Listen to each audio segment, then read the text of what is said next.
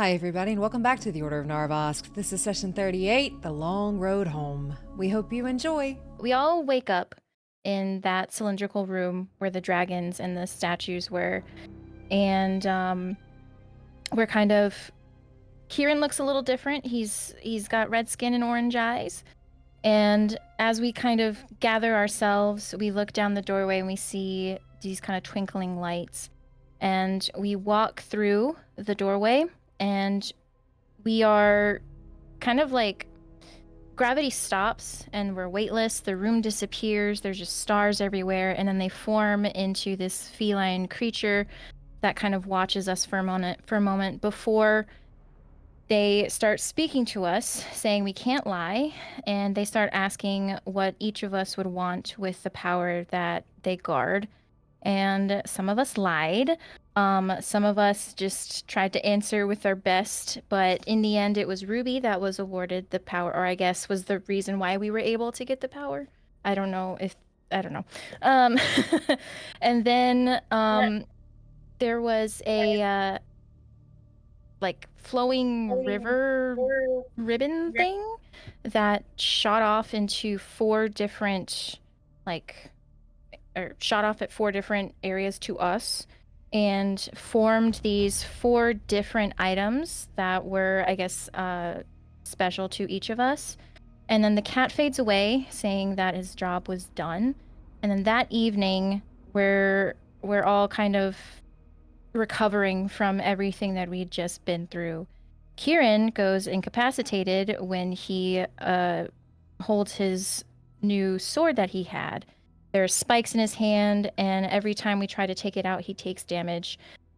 And Velphie kind of recognized this as being a curse, and she went to get Hope. Hope couldn't do anything about it, but eventually Quirin did come back, and we were all able to kind of calm down after that. Ruby was putting some pieces together about time in Shadowfen compared to the rest of the continent. We learned that 1 year in Shadowfen is 3.65 years in the other realm, which is why the dates are all off. Then in the morning, the professor and Ruby talk about what they saw together, and Ruby mentions that the soul that she carries remembers being a mother. Then Quirin wakes up, and they all kind of talk about everything that happened the previous day. And then Velphie finally gets up, and we all leave to head back to Limbo. And as we're leaving, Aurora is in shambles. And as we're further away, we shift into the Feywild, where we are. It's nighttime. We're in an apple orchard, and we see a familiar Fey, V, who is picking apples. And we kind of scare her a little bit. Quirin and V talk, and she gives him a scroll of transportation to get him over to his sister, who is in the Fey realm. So we all teleport there to Quirin's sister, where we see she's sick, and some of us, or I think all of us, recognize what kind of sickness it is. And we're trying to figure out what we can do, if there's anything we can do to help. And then Quirin's sword is like calling to him. He falls incapacitated again, and then sees some sort of vision, and then comes back, and we see something interesting happen with the sword as it goes closer to Evelyn. And then at the very end, we all, except for Velphie, feel this pull back to the Shadow Realm where we left off. Perfect. The only thing, Velphie did fail that roll, so she does not know it's a curse. Oh, okay, sorry. Yeah, my bad. So she doesn't know it's a curse. She did fail with, I think it was an 11. So Okay. she does not know that that is cursed. But Gotcha. as you all are leaving, you feel something, at least 3 of you do. It feels like something has grabbed a hold of where your heart sits, and it is yanking you backwards. As this film dissolve starts to happen, but you feel like you're moving so quickly to where the film dissolve just completely makes you dizzy. You feel like something in your center mass is trying to be ripped from you, like somebody wants your soul. Except for Velphie. 3 of you are almost pushed to your knees through the force of this. You can't quite catch your breath as you all do find yourselves where you left earlier today. You know it was earlier in the morning when you shifted. It is now dark. You have spent a lot of time away. You have lost a day of travel as you all are back. And for Ruby, Professor Friedrich, and Quirin, I need you all to take a point of exhaustion, as it feels like something in you something was trying to yank it out.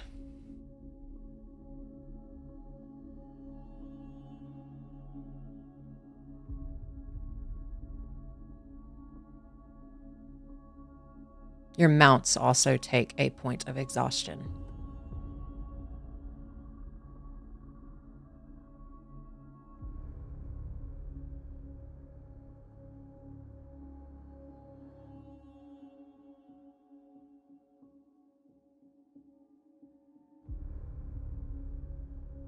And we are using legacy rules for this, so you will have disadvantage on all of your ability checks. Okay. Does the speed reduction on legacy as well? I can't tell. It's just disadvantage, I'm pretty sure. Okay.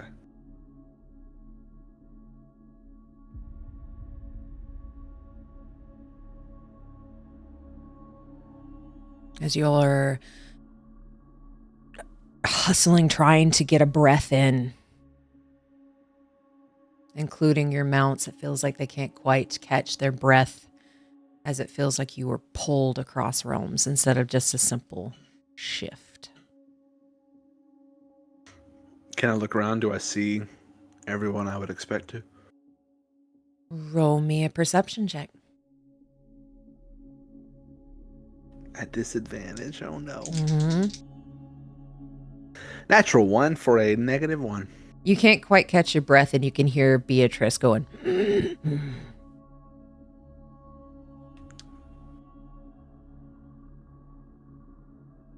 I'm going to stumble around and try to find Beatrice. Beatrice is pretty close to you. So I'll reach a hand out and sort of rest it on her back. And then other than that, I guess I'm blind as a bat. So Velphie is fine. Oh, I'm sorry. Go for it. Go for it. She's otherwise normal. Otherwise normal. Okay. So I guess Velphie will she'll look around, and I imagine she'll see everyone kind of struggling.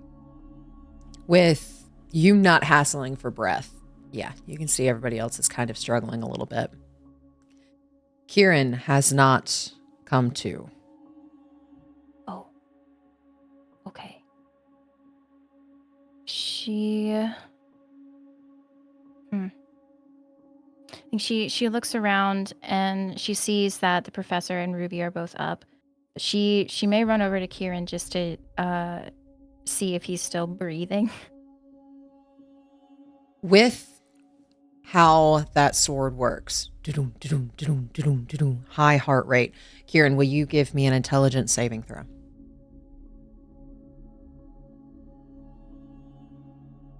That's not, it's only ability checks, right? At disadvantage? Yes. Okay. Then 23. Okay, with a 23, you do come out of that vision you are having. Your eyes roll back, and you feel like you have a lot of pain from what you just experienced, but you also now feel like you can't quite catch your breath. Can you do the same and try and figure out where he is? Roll a Same as perception check. Friedrich did.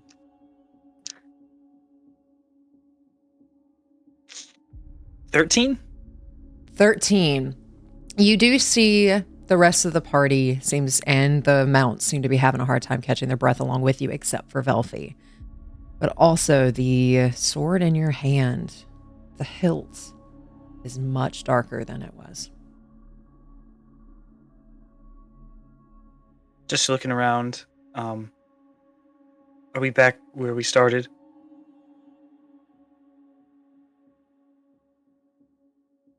I think so, yeah. This all looks familiar. Just Is nods everyone- and sits there. Is everyone okay? You all look a little out of sorts. I am completely out of sorts. Ruby is just like hugging herself. There was tugging, like something wanted to tear. Are we safe? Or what was that? I do not like feeling hunted.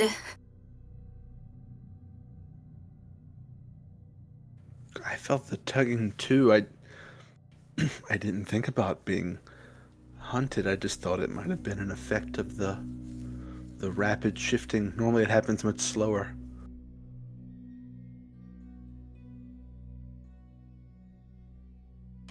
Do we think something's hunting us? I mean, it didn't happen on the way there, only on the way back.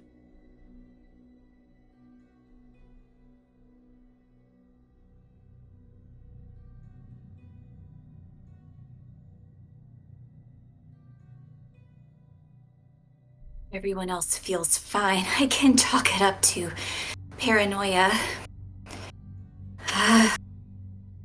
Felt like it was reaching deep inside. Unpleasant.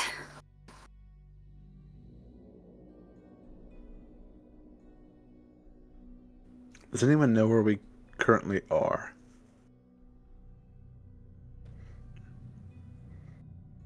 So you all are where you left, where you shifted from earlier. The exact same spot.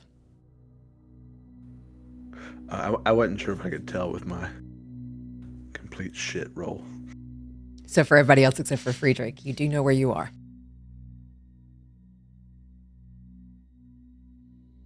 Tugging. Interesting. Was that Did you, you not- me? You too? I felt the tug, not the fun kind. So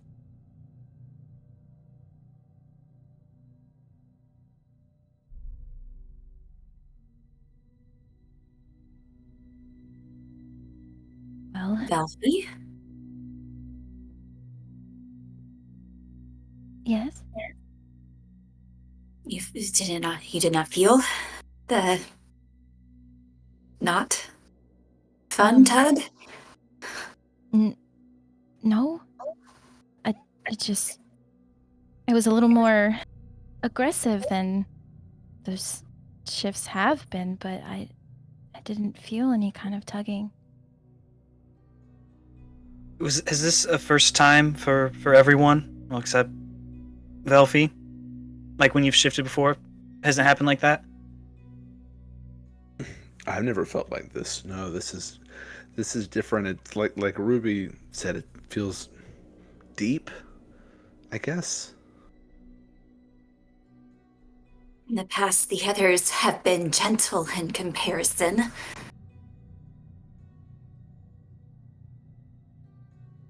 Can I start casting Speak with Animals?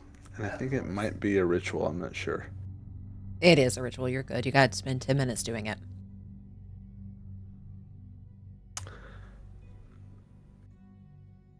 So whenever I'm done with that, I would like to try to speak with Beatrice. Okay, you're able to do so. And just with my hand still on her, I'll just say, "Are you okay? What did it feel like when you shifted?" I didn't like it. Dearest friend, I don't think I've ever experienced that. Did you feel a deep tugging deep within you?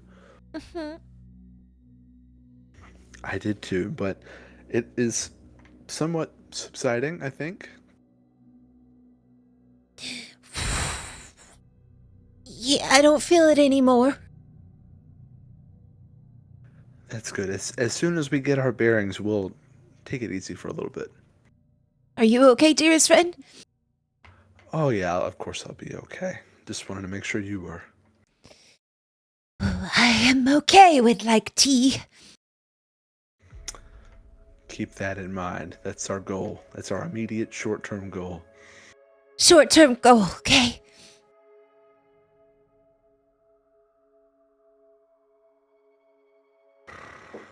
And then to everyone else, it's dark now. I don't typically like to travel when it's dark, but I know we lost a lot of time, so what does everyone else think? Can Velphie discern how far she is? Roll me survival.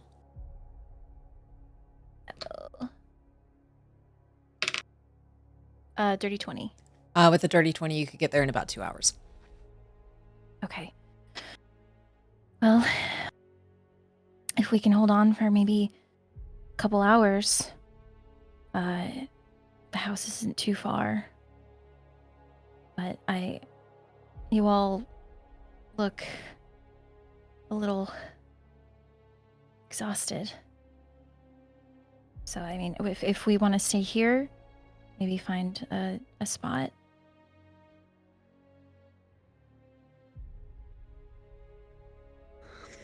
I mean, it's probably safer there, right? I would say so. It's not out in the open. It's been okay before.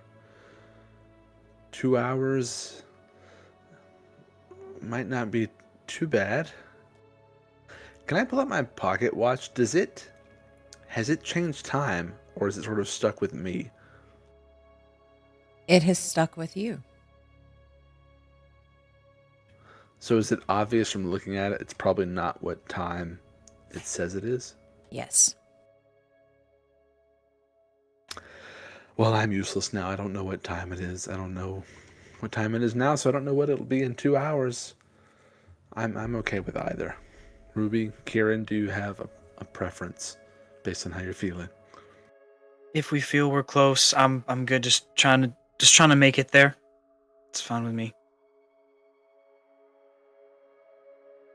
I agree. I don't like this spot. So, forward. Okay.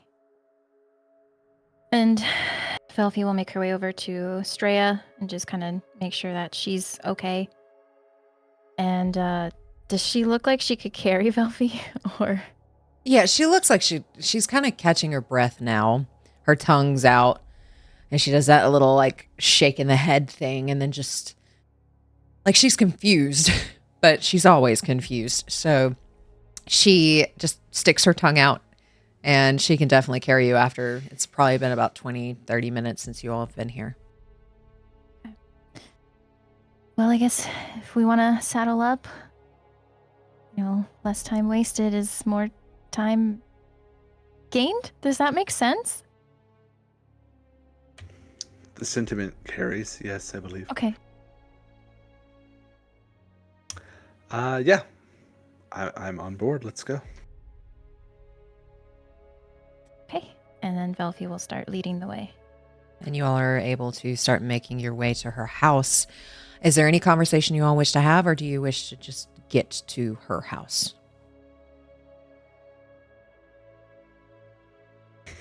Friedrich's not feeling very loquacious this evening after everything that happened. Probably in the same boat. I think Ruby would go up to Velphie just on their way there.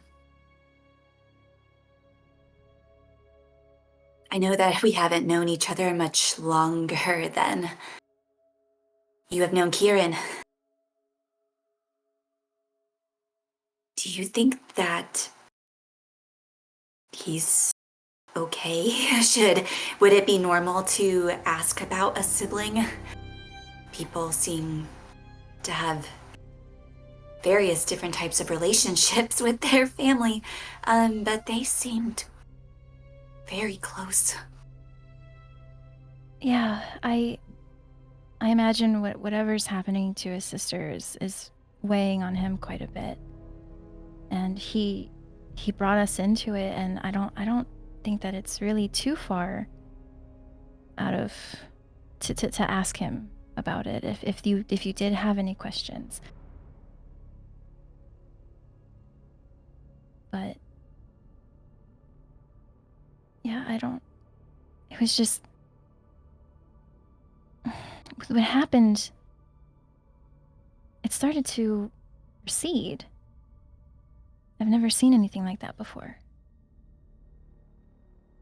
Neither have I, but at the same time, I've never seen it that far progressed.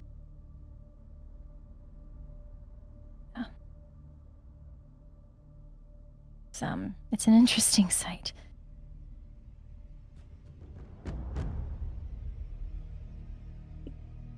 Do you have siblings? Family? Besides Just your my dad. father? No, Yeah. just my dad. Yeah, never known that sibling bond. Always wanted one, but I was also happy being an only child. Can't imagine what it feels like knowing that your sibling is dying. There's really nothing you can do about it.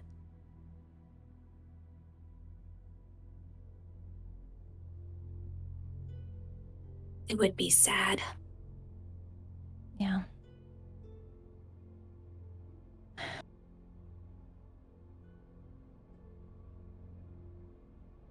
Something happened. Something with that sword he has. I don't know, maybe there's some answers there somewhere. And perhaps in all of the gifts that we were bestowed. Possible. I have not tried mine yet, but I really hope it's not similar. Yeah, so far I haven't been stabbed by my loot, which I really hope I don't get stabbed by my loot. But you make a good point. I wonder if all of our objects that we managed to get there would have the same effect. Interesting.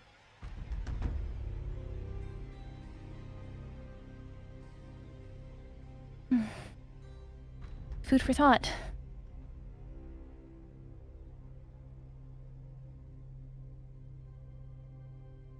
Yeah. A lot to think about, I suppose. Good to have a brain full of things to think about, otherwise. You know. Well, sometimes it can get overwhelming, so it's nice to not think about things too much. I know it can be difficult, just running things over and over in your head, but trying to find that peace of mind for just a quick second. You know, just Peace of mind, peace of soul. Lots of things to think about. And she just kind of like stares into the darkness as she like kind of wanders forward in thought. okay. I don't think Velphie would say anything else then. Just let her do her thing. Alrighty. And as you all continue at your trip, within the next couple hours, you start feeling extremely tired, but you come across that sphere that you all, 3 of you, have stayed at before. Looks like it's brambles and wood and just tree branches that have all created this spherical wooden ball thing that houses a house. And it opens as Velphie makes her way to the door, or to it, creates a door for you to walk in.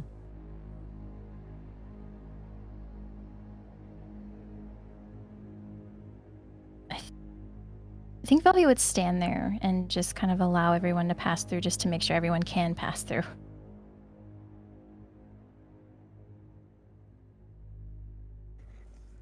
I'd walk in. Would we have any trouble passing through? No, as you all begin to make your way through, the door stays open for everybody to go in. And as you start to make your way through that passageway, the house, that cozy little cottage, does have a person sitting on the stoop. 2 of you have met this person, 2 of you have not. You all see a green elf on the stoop of her home. She's unstringing her bow and seems like she's trying to string it back and seems to be deep in thought about something. She's got 3 symbols on her forehead in a triangle pattern that are almost charred into her skin. And 2 different colored eyes. One is this deep emerald green, and the other is this ice blue. And on top of her head sits a little owl. And as soon as you all start walking in, his head pivots. Woo!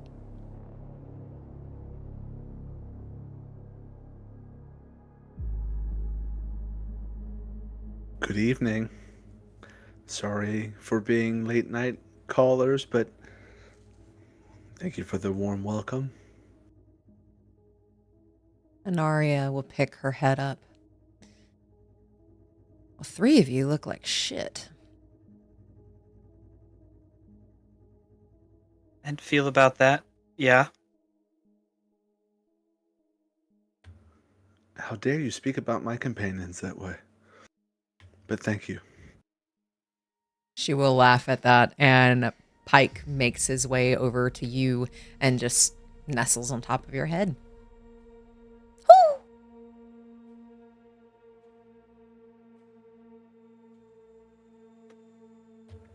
Hello, Pike. And you just hear those whoos over and over and over, like he's just having a conversation.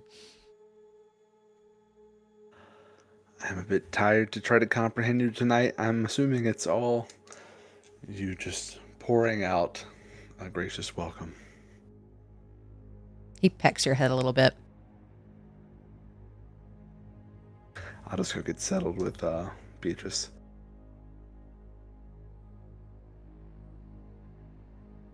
I'll give a little nod to Inaria. I appreciate the hospitality. Your beds are very comfortable. You're very welcome. Looks like I'm making 2 extra. And she stands up and she'll actually go into the cottage.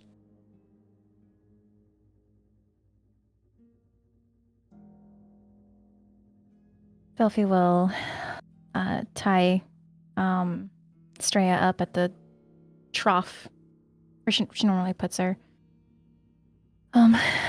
So this is Anaria. And she looks at Quirin, a archfey of Spring Court. Yep. And he just looks stunned, as if he's like trying to fit pieces together. She's been very hospitable and very gracious to allow us to keep coming back. But yeah, she's been great so far. So let's not do anything to change that. And I guess Velphie will go inside.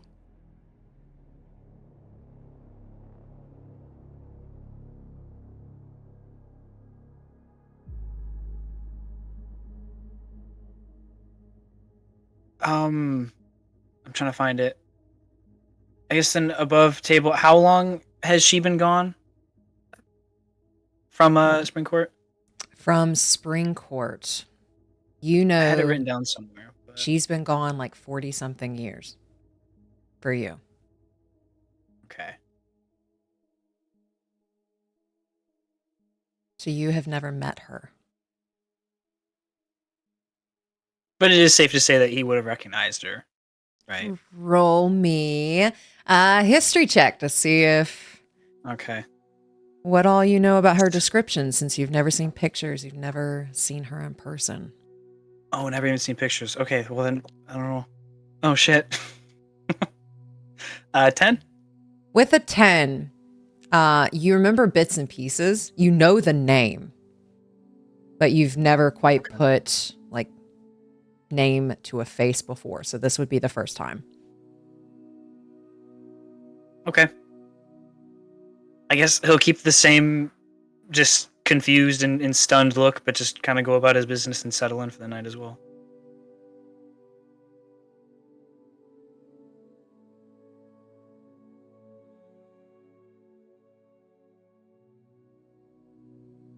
And as Velphie makes her way in, Anaria is setting up like a little charcuterie board just without the meats in case you all want anything. She does use her like druid craft to make beds for each of you. She's left 2, but she includes another one as well. So that way, or 2 more. So everybody has a place to sleep for the evening. And she's just working on that. We probably sit down at the table, have a couple pieces of cheese and bread. Just kind of watching Arya work. And she doesn't talk. Very much comfortable with silence. And what are Friedrich and Ruby doing?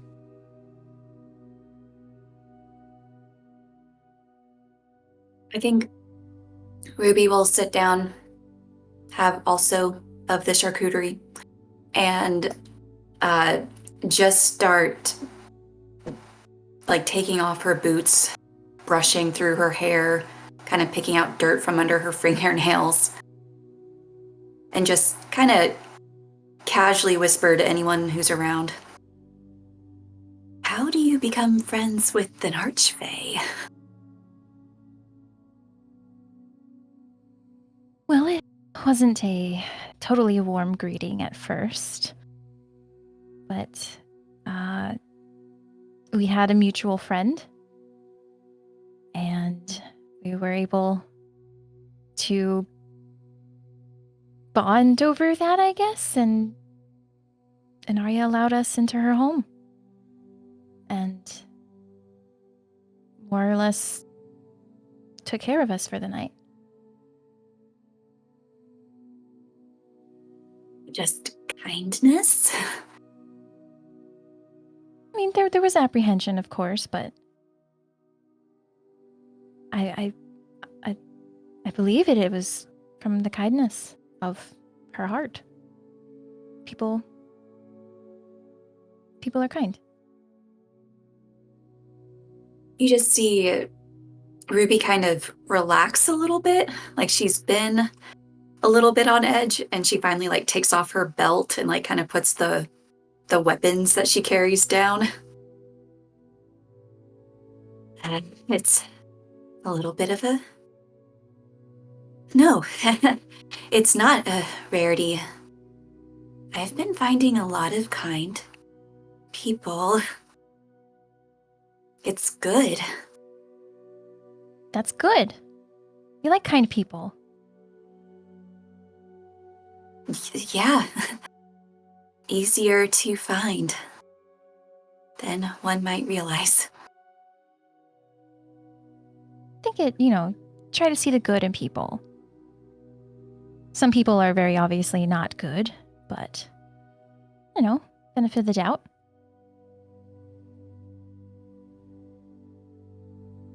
I feel as if it's a privilege. Benefit of the doubt.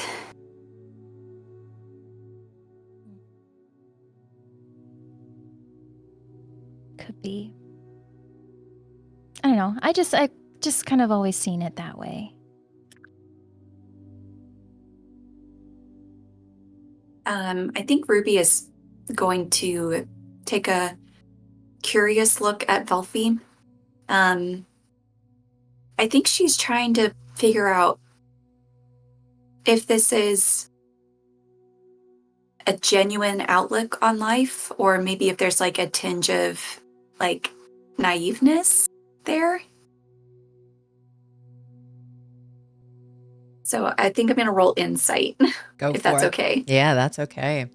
I guess roll. We're trying to figure out if it's naivete. What do we roll with this? I guess roll persuasion, Okay. Velphie. Okay.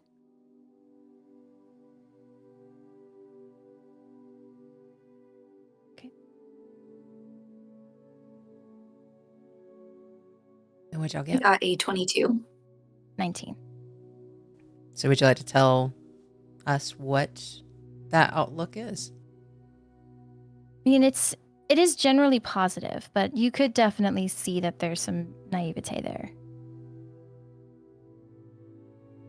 Ruby, after kind of tilting her head and giving you a quizzical look, gives a little smile. Yeah. Yeah. It's all good. The world can be good. You're right. It can be hard to see, especially here in Shadowfen, but I don't know. The people I've met so far, they've all been good.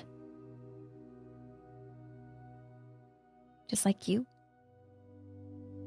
Quirin I don't know too well yet, but he seems good. Rubbled. Well, you have a sword that stabs your hand. I could see it being troublesome. And Professor Friedrich. Professor's very good. Well, she'll hold up a little piece of cheese. Cheers to good. And just Velphie stuffs it in her mouth. She'll cheers back with a piece of cheese. And with that, what are Professor Friedrich and Quirin doing?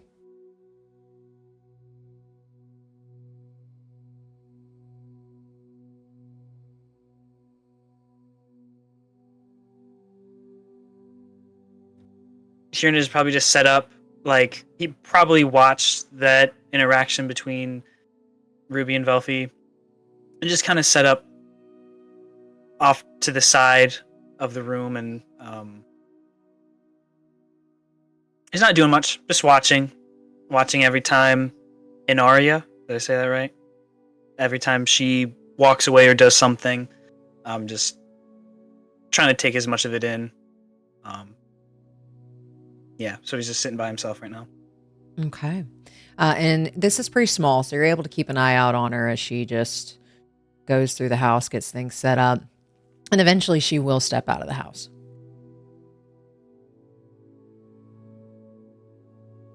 Does her body language give off anything or a facial expression when she is leaving?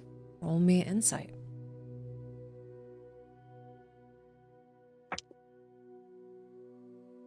Okay.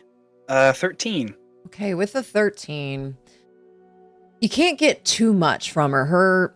Her face is pretty stony, but she looks like she's determined about something. Something is bothering her slightly, as like that stony facade, like you see an eye twitch.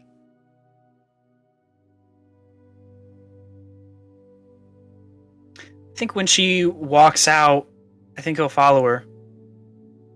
And try to catch up to her as she walks out. Yeah, she just walks out, sits back on the stoop, starts working on her bow again. Just walk out and standing right next to her. Inaria.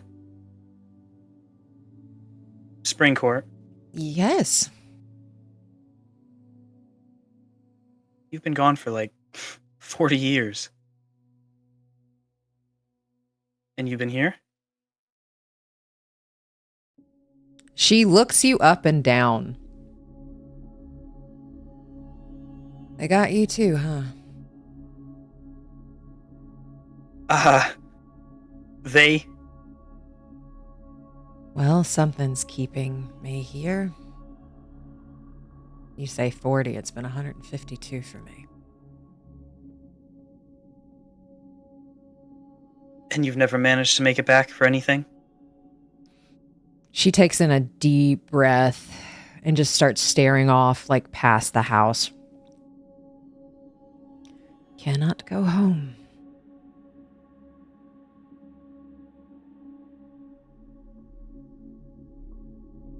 Well,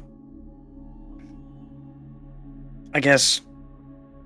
Look, to formally meet you, I'm Quirin. I'm also from Springcourt. It sounds like we're in the same situation. So, I've been gone for 8 years here, but I guess 2 back in Springcourt. I'm not. These people or this thing, this they. I mean, have something you've interacted with, something you've seen? She'll tap the seat, like the stoop next to her, kind of welcoming you to sit with her. It's nice to meet someone else from Springcourt.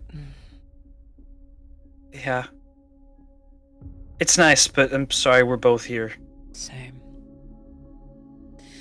Very much wish to go home. I don't know what it is. And she looks like she's starting to cast something. And it looks like this world splits in front of her, like there's a rip in reality.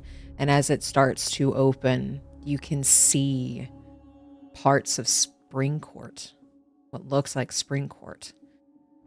The courtyard to the royal palace. And then it starts to do this electrical interference thing, and then it just quickly dissipates. Was that a memory, or was that real time? That is real time. At least I'm assuming. But I can never get through it.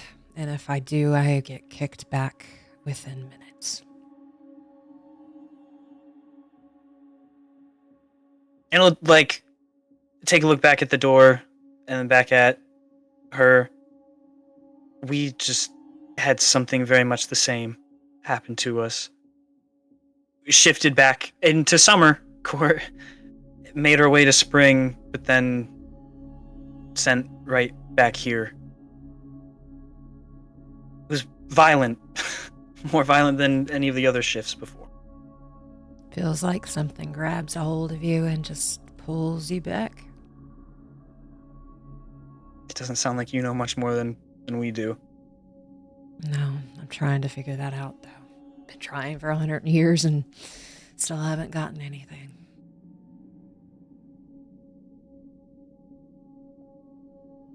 I think it has something to do with the southeast, though. Where all the lights come from? Yes. Have you noticed them too? I've seen them a time or two. I thought it was just some natural phenomenon. You think there's something behind it? It's happening more frequently. At least once every 2 to 3 days, and there's this sound that comes with it. And it's the only thing that I can think of that might change what's going on. But that, I'm assuming you've seen the line too. Yeah. It's progressing quicker within the last couple weeks. It's already at the mountain range. It'll probably be here within the next 3 to 4 weeks. If you've been here for 100-some years, and I mean, has it happened for that 100-some for your time here? It happened a lot around 120 years ago. And then it stopped. In the last month 2 months, it's escalated.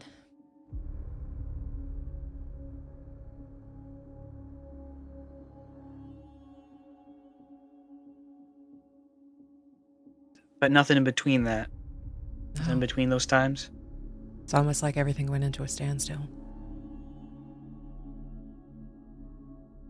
How far that direction have you ventured? I've gotten up to the line, but everything is just blackened and dark. It's like life doesn't exist there, and if I'm being honest, I've been a little scared to go past that line. No, that makes sense. I mean, being here as long as you have, it's unfamiliar, somewhere you might not really want to be. So I get it. And she'll turn her head to you and, like, with a very genuine expression, I hate to hear that they're pulling other people from my courts too. Well, I mean, you're the only other person I know about that's been over here. Maybe it could be luck that it's only us, but if there's you're more than I knew of before, and well, then there might be more than us even. That's what I'm worried about. Is Spring okay? Again, above table, it was kind of a mess when you left, right? When you left, that, like, last session or before that? Before that. Before that, it was very much like they were trying to keep it on the down low that the Archfey was missing. But it wasn't being, like, thrown into chaos like V said has recently been happening. When I first got here, when I left the first time, it was all quiet. No one was saying anything. Of course, rumblings in the court between the guard and trying to figure shit out. It was fine, I guess is the word to give it. And with our most recent time there, it was anything but. I didn't really get a good look at it, but didn't seem great.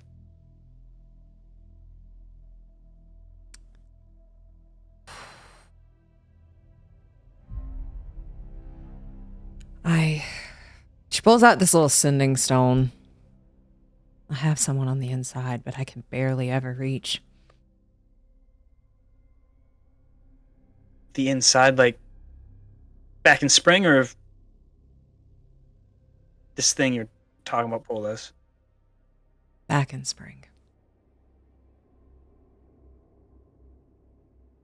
So I have not heard much. This person close to you? They were as close to a friend as I could assume. Yeah.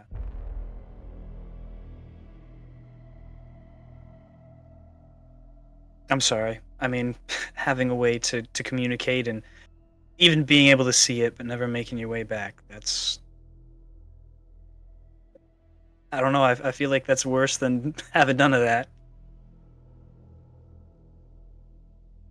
She just looks far off for a second. And then you can tell she immediately starts trying to change the subject. If I can get contact again, is there anything you wish for me to pass along for you?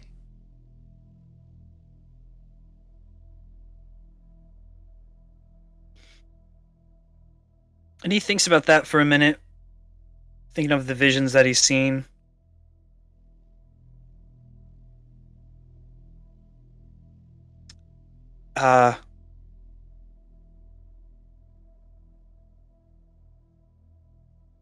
If they, whomever this person of yours is, if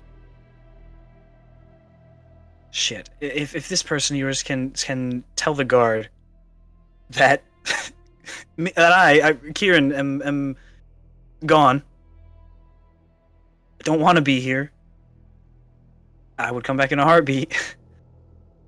I just worry that maybe they've looked since I just disappeared and haven't been too kind to others that I care about because of that.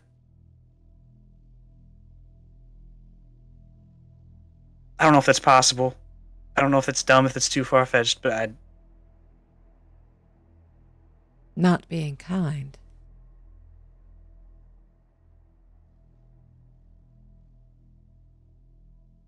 when I got shifted, I left my sister.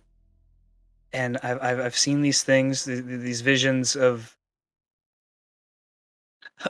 people not being kind to her, and she's unwell to begin with. And I feel like they're looking for me or something, and I just want to give them some clue if they're looking for me of where I am, so then they leave her something. I don't know. They seem like guards, the ones that break in. She looks angry at the fact that her guards are doing something of that nature. I will try to contact Barnabas. Do you want me to see if he can get her out? If that's possible, yes, please. I need all the details you can give me. And he'll share exact location, like everything, anything and everything that would be important for that. Okay. She starts taking out a journal and starts writing these details down and listening intently. She pulls out her sending stone. After you're done giving the information, she will step off. Will you roll me a d20, please? If it's higher than a 15, her sending will go through. It was a 13. So she stands there with it, and you can tell she's angry about it, that it didn't go through again. I'll keep trying. Thank you. You know, some of the guards that do break in, I knew them well enough. I mean, maybe to be considered friends, but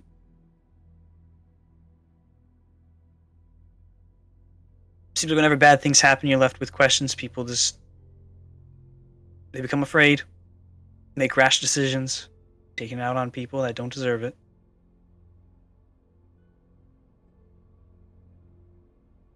I am so sorry that my guards have done that to you. And I will make sure that they suffer for it. Or, better yet, give you the right to make them suffer. Gives a little chuckle and just a little smile. Yeah, maybe. I mean, they all seemed fine before, so I don't know. Maybe they're being forced. I don't know if it was their choice, but it's wrong. Everyone has a choice. I'll make sure you have the opportunity for your vengeance. Well, thanks for trying to contact. I will keep trying. And he'll stand up and walk back inside and go sit back down where everything is. And while that's happening, we're going to pan back over to Velphie and Ruby. Is Friedrich with Velphie and Ruby, or is Friedrich outside? I would have gone in to get some cheese and I guess berries, whatever's on the board, and then just go out to share it with Beatrice. Okay. But I can't talk anymore, so we just sort of sit in silence and eat. Sit in silence and eat. Alrighty. And as you both are sitting in silence and eating, she does kind of like lay down, and if you're sitting with her, she puts her head on your lap, and she seems old. Me too. Well, we'll see if we get another day tomorrow. And she just nuzzles into you.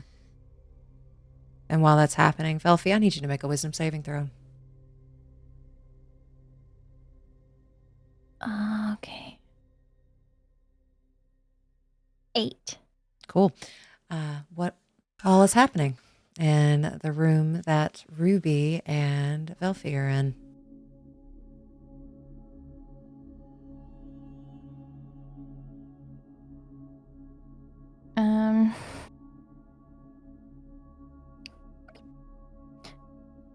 I'd say Velphie, she would have finished up eating and kind of told Ruby that she was going to go lay down and just get some rest. I think just call it a night. Because you said it's really late, right? Yeah, it's really late. You all are suffering. Well, you're not, but everybody else is suffering a point of exhaustion. Yeah. Okay, yeah. She'll just go to bed.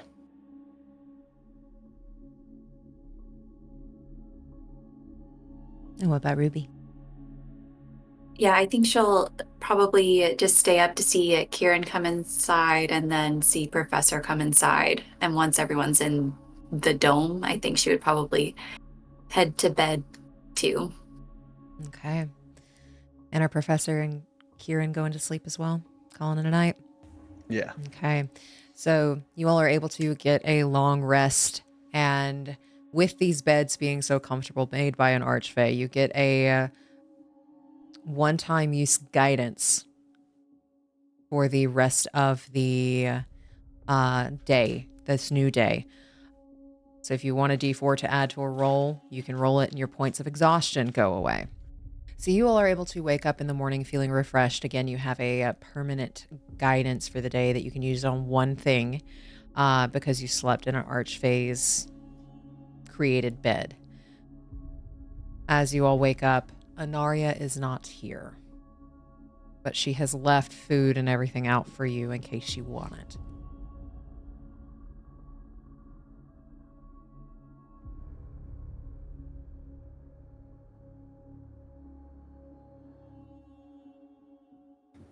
I probably would be up pretty early. And I think I'd get started on tea if I can find something around to make it with, and if there's any tea around too.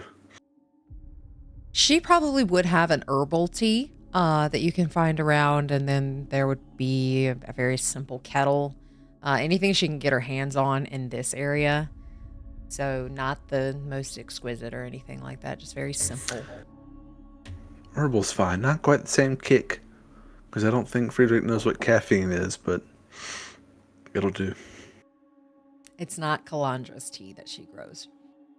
Well, can't compare everything to that. We gotta settle for what we can on the road. So I would do that, and not just for us. I guess I'd make like a full kettle if it's loose leaf. You're able to do so. Roll me a survival to see how well your fire is. Darn. Okay. Can we choose to use it later, or do you gotta use it when you roll? It's like a normal guidance. With it being a fancy guidance, we'll say you can choose. Oh, cool. Thanks. Survival. Here we go. Hey, 19. Nice. Yeah, you're able to build a nice little fire and get your tea going. And that's what I'll do with my morning. You got it. And what about everybody else? I know Velphie wakes up the latest. When would Quirin and Ruby wake up? Probably as soon as she heard the crackle of a fire, she would get up and go have some tea.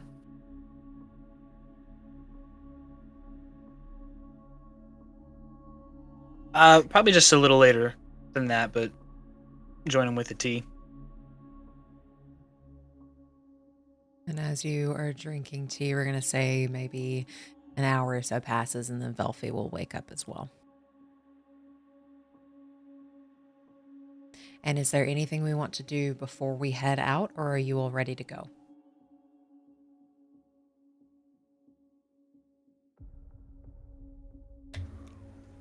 As comfortable as these beds are, the sooner we get back to Limbo, the better, in my opinion.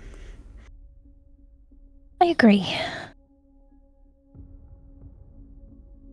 Yeah, I'm all for making up time. Oh, And just so we're all on the same page, reporting to C-Pair, we got the secrets? That's it? I think so. I mean, she didn't seem to know much of what it was beyond the part of that rhyme she provided us, so I don't know what expectation she has. Well, are we going to divulge a detour to Quirin's? That seems as if it might be sensitive information. I wouldn't want to spill the beans if it's something you want to keep close to the chest.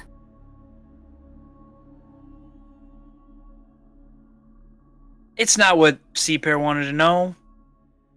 She didn't ask us to do it. I don't think it hurts for her not to know.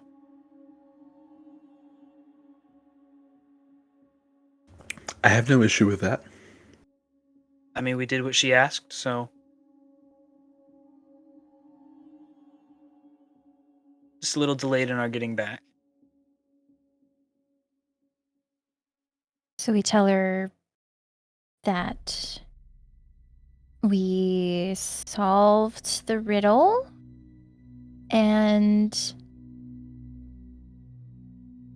we were gifted stuff. Some good, some less good. Looking at Kieran's sword. I don't know how to explain it, but... I mean, honesty is the best policy, right? She asked us to do it, and we got these secrets, so...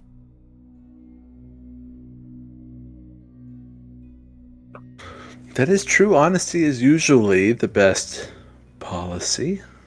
And maybe we just haven't figured out everything about these things yet.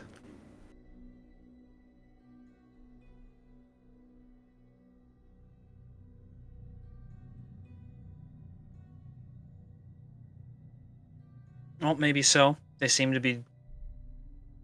Seem like they can do some... odd things. I mean, the robes are nice. They're warm, if not a bit cold at the same time. Not quite sure why, but nice. Well made, I assume. I've never made a robe. So you can tell C-Pair all those things. I'm sure she'd love to know that. Yeah. So... But I guess it's what I mean. It's, you know, like you said, we were given the directive to go find out whatever the secret is that lies under Aurora. We found it. It was some sort of celestial-looking being that bestowed upon us these items that may be helpful, and I assume along with them a responsibility. And then I'm sure she will be completely fine hearing that.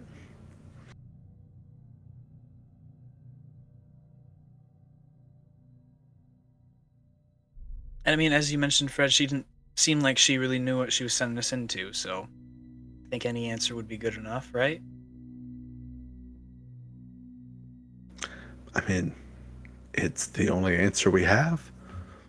We're not really fabricating that. We're just choosing to omit something unrelated.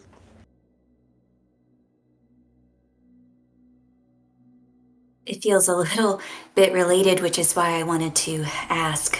Since at one point, Quirin, your sword seemed quite harmful.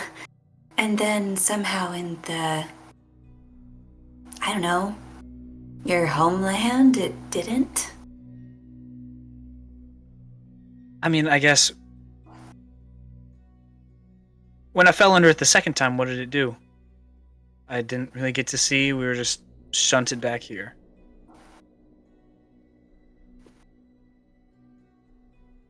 Those black veins on your sister's face started to recede. Started to look And- healthier. Did you see anything as we were leaving? Like, did they come back? I mean, last I saw, they were just crawling back down, away from her face. I don't think I saw anything else.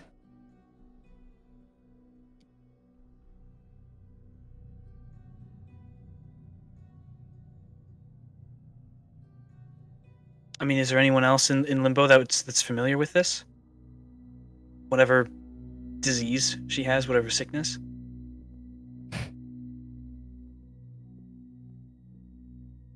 I mean, Professor and I have seen it before. It's what plagues Shadowfen. But we haven't been able to find a cure or really know much about it. Or even a treatment. It's generally a one-way path that happens rather quickly. You can, depending on where you are infected, you can amputate, and obviously it'll not infect you. But if it's, on your chest or stomach, can't really amputate those parts.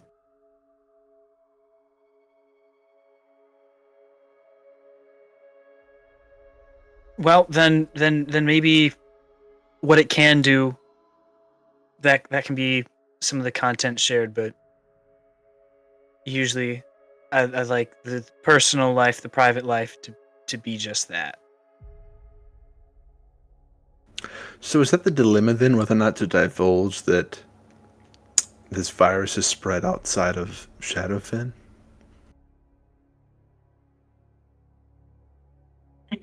My dilemma was I've always been told to mind my business.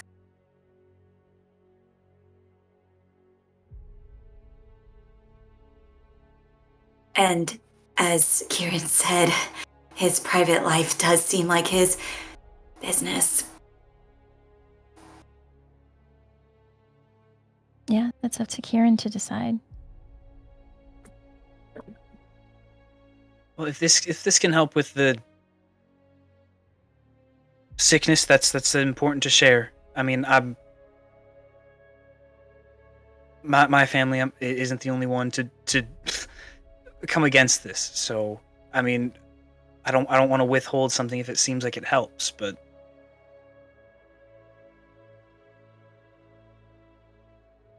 I guess we can share what we see fit. I guess nothing's off the table.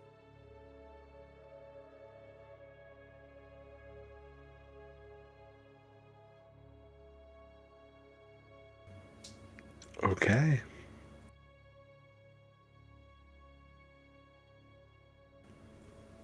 Well, that being the case, are we ready to see if we can make it back intact to share anything at all? Get back.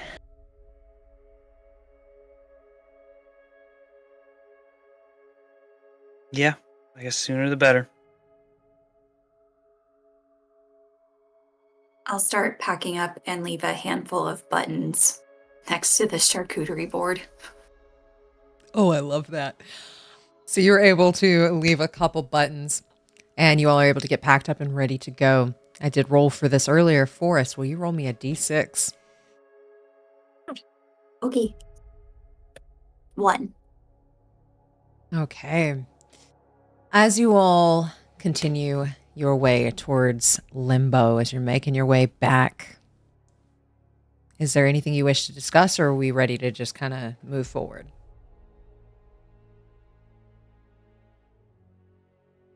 I think Velphie would she'd pull up next to the professor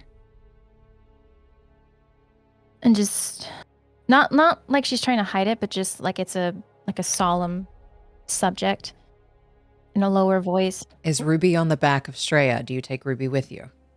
Oh, that's right. I just want to double check, because if so, Ruby Right. gets to hear this conversation. You said solemn and quiet. That's right. I guess how forgot. far is the journey back to Limbo? Y'all have about 2 days of travel because you lost your first day. If it's first thing in the morning, she's probably walking. Yeah.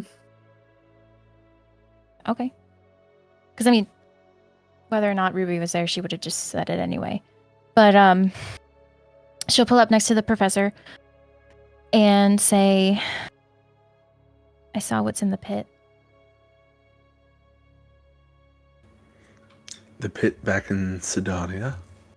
In the underground. It's a gruesome sight. This creature made of people. Sheila was there. Fauna was there. My mother. And it was protecting a door where that scream came from. And I think that's where Alpha is. How did you see this?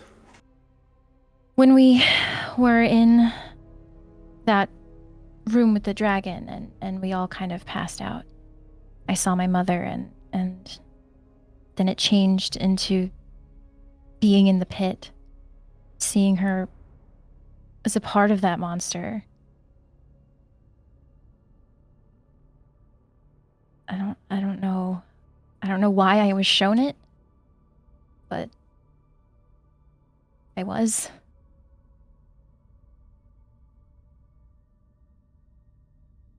That's that's completely awful. I'm sorry you had to see your mother like that. Yes. Though, I don't know. Maybe it's... Do you plan on telling CPR about that?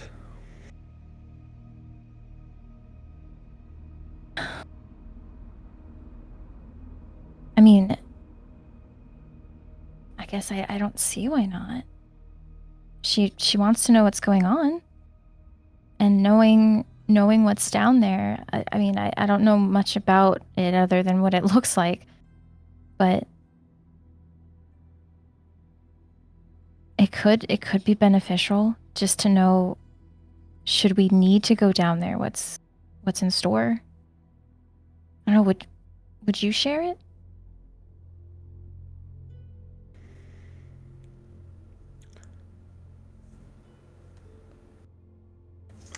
I think I would.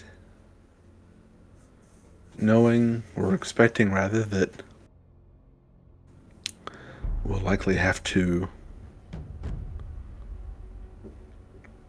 go back to Sydonea at some point. It seems like an immovable obstacle in our way. Our way being figuring out this entire mess. Trying to return the world to some type of normal that you and I weren't alive for. It'd be nice to know what that feels like. It's almost hard to consider it normal anymore. Only normal is something you've known. Yeah. And this is all we've ever known. But it's interesting that you saw that, or you were shown that, rather. Yeah, I don't know why. But at least now we know. I would rather know than not know, even though it sounds terrible and does make me nervous at the thought of having to go back there in the near future. Yeah. That's okay, because we'll figure this out. And I want to say everything will be okay. I want to say the same thing. And maybe that's enough. Just the fact that we want to will keep us going. Because it feels a little overwhelming sometimes. Yeah.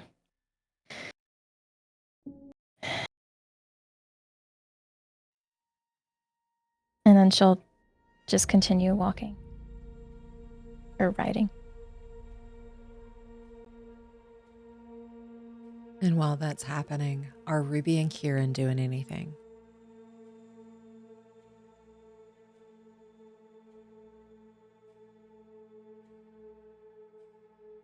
Trying to make noise as to not startle Quirin. She'll just come up beside him and his horse. It seems polite to ask if you are fine.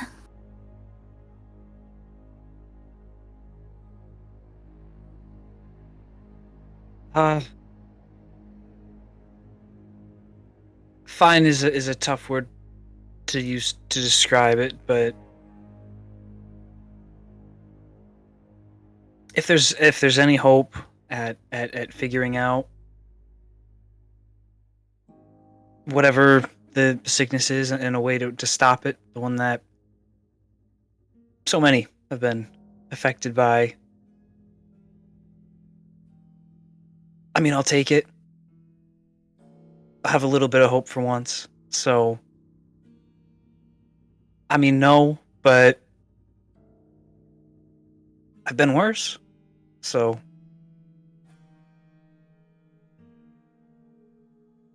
Is there a reason that you're not back there with her? I have no idea. It was part of my hope that when we got there that, and it's nothing against all of you. You all are wonderful, but I was hoping to stay. That's where I've wanted to be. But got pulled back. So. Can you not just go back on your own? If we get shifted back and I can find a scroll of, well, whatever she had, whatever V gave me, then I would love to try. Or even if, I don't know if a scroll here would work. It's a different plane, I'm not sure. So the answer is no. I don't see if there's much I can do about it right now. And she was like that when you left? A little better off, but essentially. You must have had real hope for her to still be there. I mean, being here for 8 years, there certainly wasn't much of it. I like just kind of like just tilts his head like, all right, we're gonna say it. I already feel like I've grieved her. I didn't expect her to be around still, and regardless if she was alive or not, making my way back was just to know. You know, I mean, 8 years from what it sounds like. Anyone who has this sickness, they don't last nearly that long. So going back was just to know. I had 8 years. Most of it maybe with people, but ultimately alone to reel over it.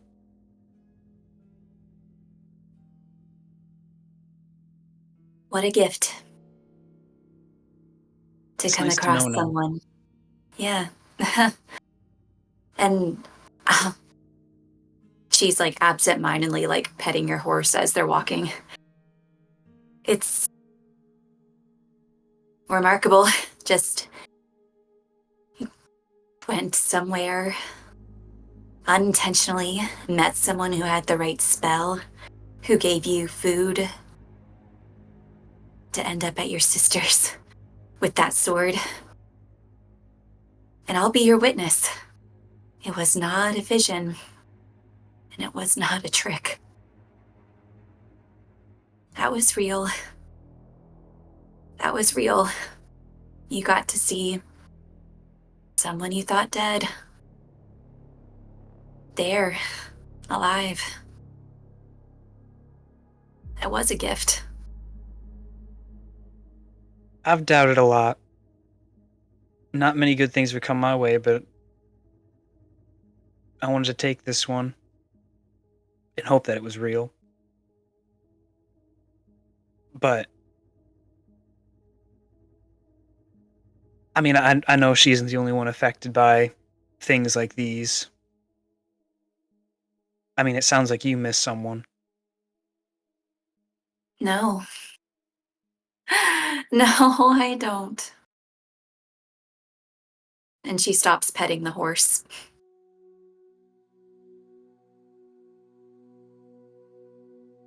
But I hope it didn't seem like I was pushing you to talk to Sea Pear. I gathered in our previous conversations you weren't, well, an open book. Didn't want to accidentally make you one. I appreciate the thought. I've been told before I'm a little rigid. Just a collateral damage of not always fully being able to trust people and things. And you guys have given me no reason to not trust you or so I'm sorry I've been a little No reason to apologize. We didn't earn the benefit of the doubt, as Velphie would say.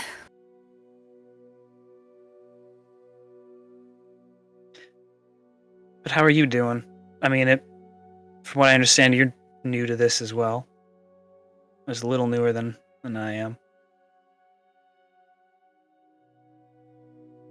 Everything feels disconnected.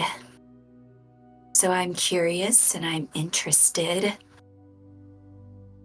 A little reckless, maybe, but I want to see how it all comes together.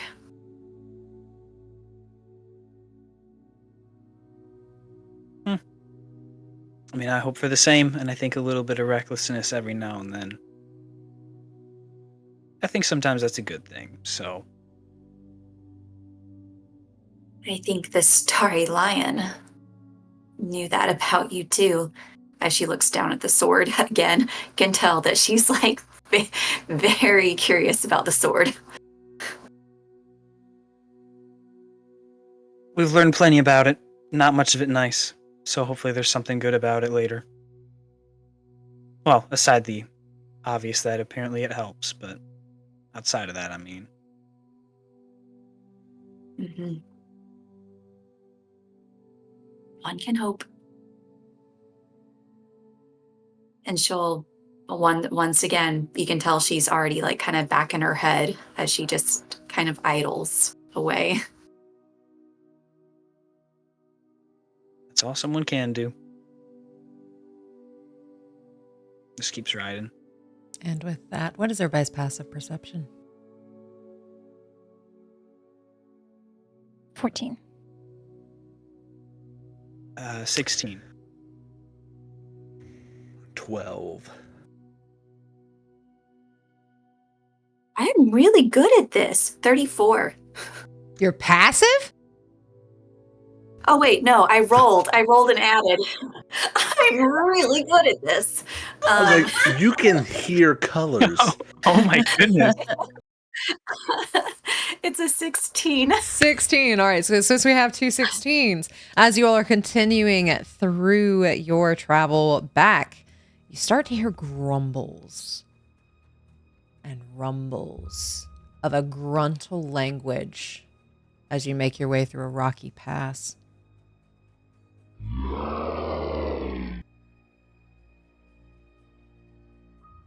You see huge creatures are in the way of your travel. Velphie and Professor Friedrich, you do not see this quite yet. They would be very hard to sneak by as you all are going through a rocky ravine.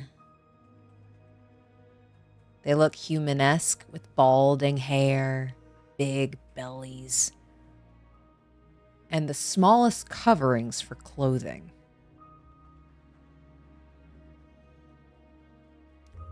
Roll me a history check to see if you know what these are.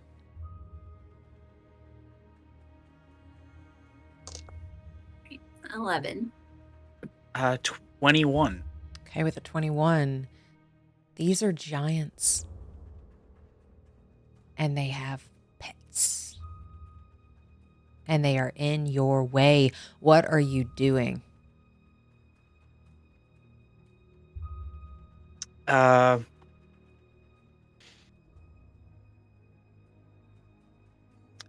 think Quirin would whistle just to get everyone's attention and just kind of point his head, roadblock, and share whatever you just said he knew about it.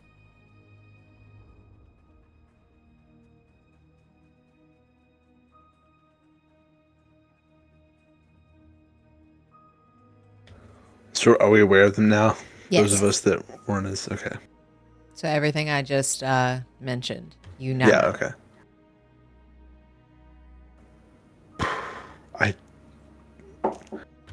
I don't suppose there's any going around based on our geography and the surrounding topography. No, they probably see us. Can I hear the grunts from here? Now that it's been pointed out to you, yeah, you can hear the grunts. Does it sound like abyssal, infernal, or orc? It does not. You cannot understand it as they just keep doing that grunt language to one another. I don't suppose there's an opportunity for discourse either, so maybe they won't notice us. Maybe they're friendly, or maybe we're fighting. With the history check, would Quirin know if these things are nice or not? With the history check, they are generally not very nice. They like to eat humanoids for lunch. What time of day is it? It is the middle of the day. Darn, it's lunchtime. It is lunchtime. No! Can we see if they're infected at all? Roll me a perception check.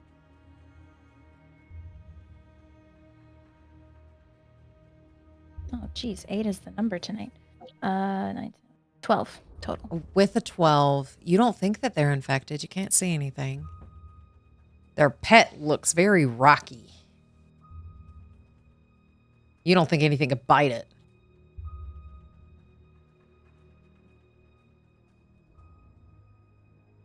Well, they're usually not ones to talk too much.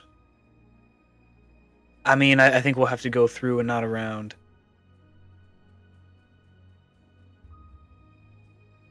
Yeah, I'd really like to get home. Right through, not around.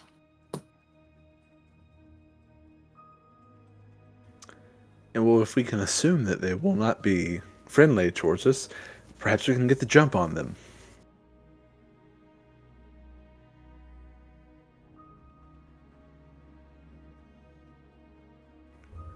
If y'all are trying to get the jump, go ahead and roll me stealth checks. That was my next question. Is anyone particularly good at getting the jump on someone? I can try.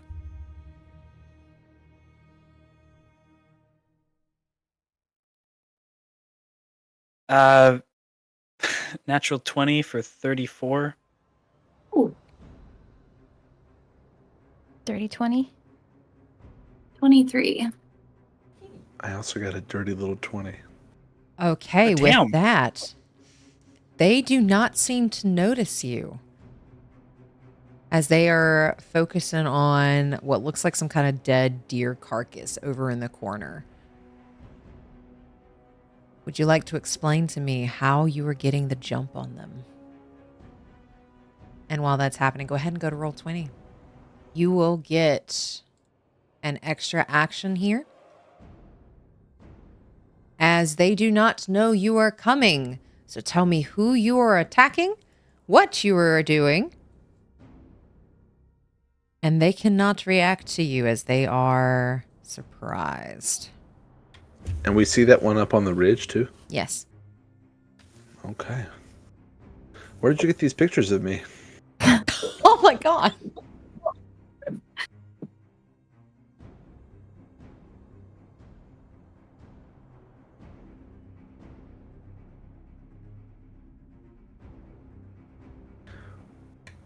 So are we going, like, in the order of our stealth checks, or how are we doing this? Just whoever wants to go first. You all passed your stealth checks. The DV or DC was 20.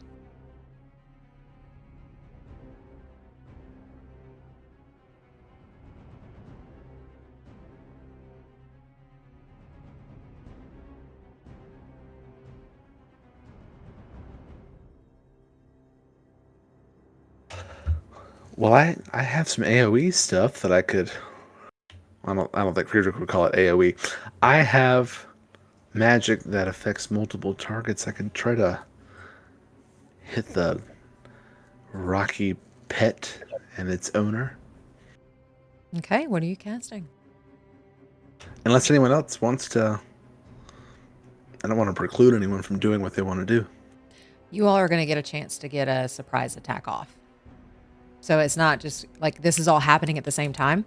So whatever your plan is, everybody else will still get to do their plan as well. Okay, well, in that case, let me just measure here.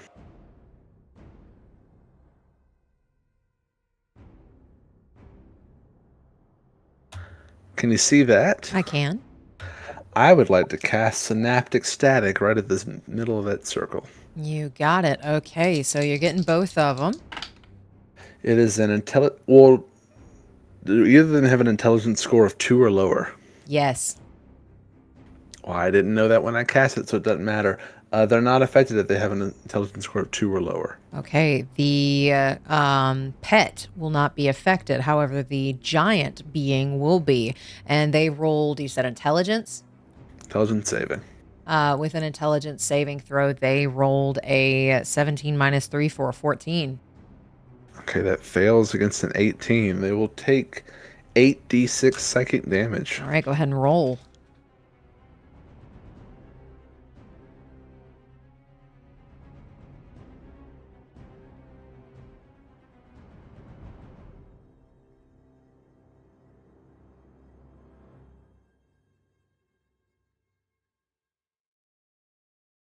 .28 points of psychic damage. As you cast Synaptic Shock, you do notice that the pet does not get affected. However, you do 28 points of psychic damage to the troll. It shakes its head. Giant doesn't quite understand what's going on as it starts to bleed from its nose as you do 28 points of damage. Is there anything else you'd like to do? No, but it does have a lingering effect. For the next minute, it rolls a d6 and subtracts it from all of its attack rolls and ability checks, as well as constitution saving throws to maintain concentration. So a d6 away from attack and ability. You got it. Alrighty. And with that, what is Velphie doing? Velphie is going to cast Aid at 3rd level. Hold on, let me see how many. Okay. Yes, she's going to cast Aid at 3rd level, and that is going to give Quirin, Professor, and Ruby 10 additional hit points. So increase your... Next to match HP, right? Yeah. Increase your hit point maximum, sorry. All right, you got it. You get 10 extra points to your HP maximum with Aid. And is there anything else you'd like to do with your surprise turn? See, that was my action. I don't think there's anything else. Okay. And with that, what is Ruby doing? She's gonna skulk over to the side and take a little hide over there. Okay. So I will bonus action hide and then whip out my new shadowy crossbow. Ooh. All right. Do I need to roll for stealth again for hiding? Yeah, go ahead and roll a hiding for me. Okay. That is stealth. Go back to my character sheet. Okay. 23. 23 already. You feel very well hidden as you take your aim with your shadow crossbow. Okay. And I have 2 special things. So on my first attack, I always get a second attack because of Gloomstalker. Okay. So the first attack will be a 19. 19 hits. Okay. So that's, let's see. And who are you Get my aiming for? sneaky attack. I'm aiming for the one next to the pet. You got it. All right, going for blue. Yeah. Okay. So 1d8 first attack. Oh wait, it's not an.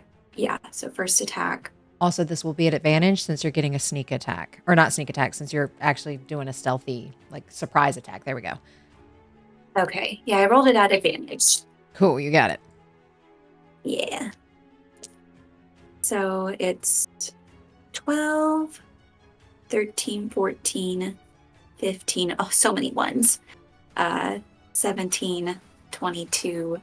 22 points of damage. And now with my special crossbow, she whips it out, makes the shot, and then as it hits, it has to make a spell save DC or be frightened of me until the start of my next turn. Perfect. And remind me, what kind of saving throw is it? Is it intelligence or is it wisdom? Intelligence. Mm-hmm. It rolled a -1.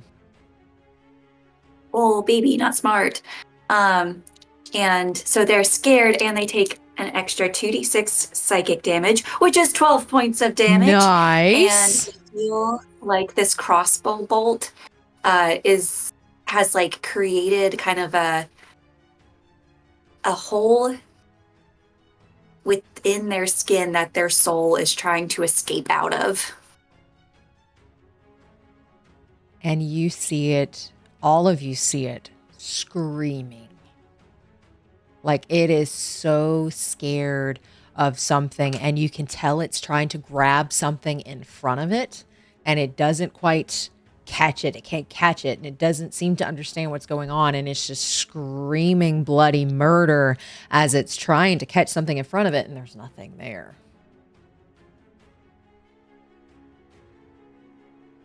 Yeah, she just looks down at it, gives it a little nod. That was satisfying. And with that, is there anything else you'd like to do on your surprise turn? That's it. With that, Quirin, what are you doing? How tall is this plateau this red is on? We're gonna say it's about 15 feet. Okay. He's gonna use one of the sword's abilities and blink behind, right behind it, like right there or something, and try and slash it once. Oh, before he does that, before he blinks up, he's just gonna look at Blue and look at Ruby and what she just did to it, and just like, shit, okay, and then go up. You got it, and you have blinked behind it. And I believe you get advantage on it, correct? Indeed. For 23? For a 23, that hits. Go ahead and roll your damage. We're going to Booming Blade it now, since we hit as well. Perfect. Okay. Let's see. That is... Want me to just give you a total or damage type, or doesn't it matter? For this one, it doesn't matter, but I will let you know if it ever does matter. But yeah, go ahead and give me your total. Okay. Let's see.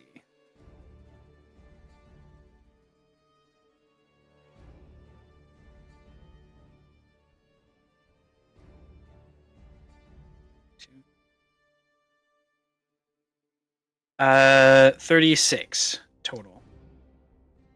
You got it. As you show up behind it, you blink behind it, and you get that stab in, and it just whips around to look at you as it's just gushing from where you stabbed it. I need you to make an intelligence saving throw for me. Mm-hmm. Mm-hmm.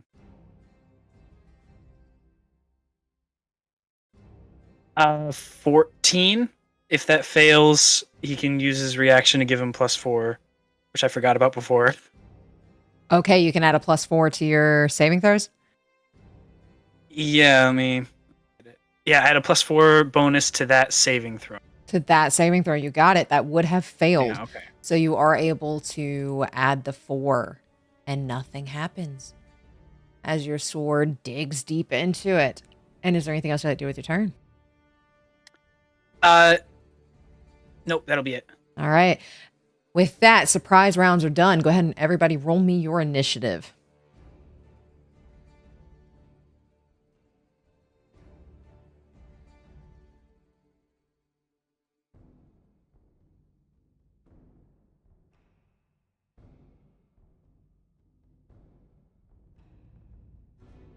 $16 for Friedrich. 17. I also got 16. I'm assuming your dex is probably higher. I'm willing to Mine's bet. a 15, yeah. Yeah. And Ruby.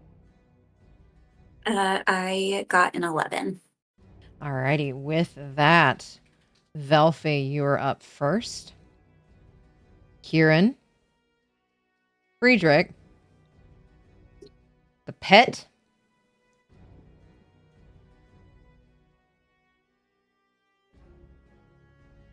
Then Ruby. Then blue. Red. And green is bringing up the rear. So with that, Velphie, what do you want to do on your turn? Velphie is going to move 5, 10, 15, 20, 25. It doesn't matter. 30 feet right here. And she's going to cast Bane on the 2 giants and the little pet dude. Okay. And what is the saving throw? Charisma of 16. Okay. Pet fails. Blue fails. Green fails. Nice. So 1d4 from attack rolls or saving rolls. Subtracting. You got it. Alrighty. Is there anything else that do with your turn? Bonus action, any other movement? That's all her movement. Bonus action, I don't think there's anything else, so that shall be it. You got it. Quirin, you are up with Friedrich on deck.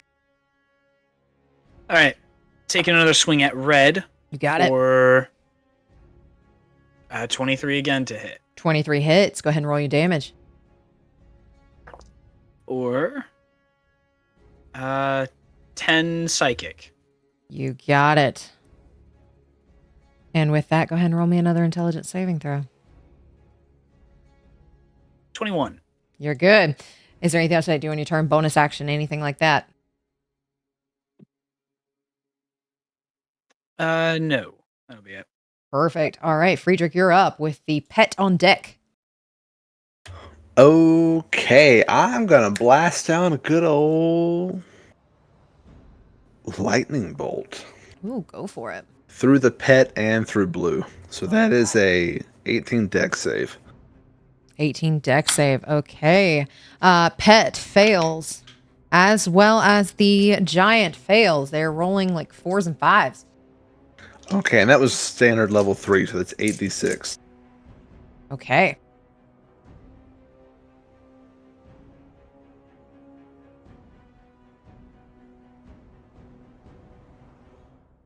$30 points of lightning damage to each of them.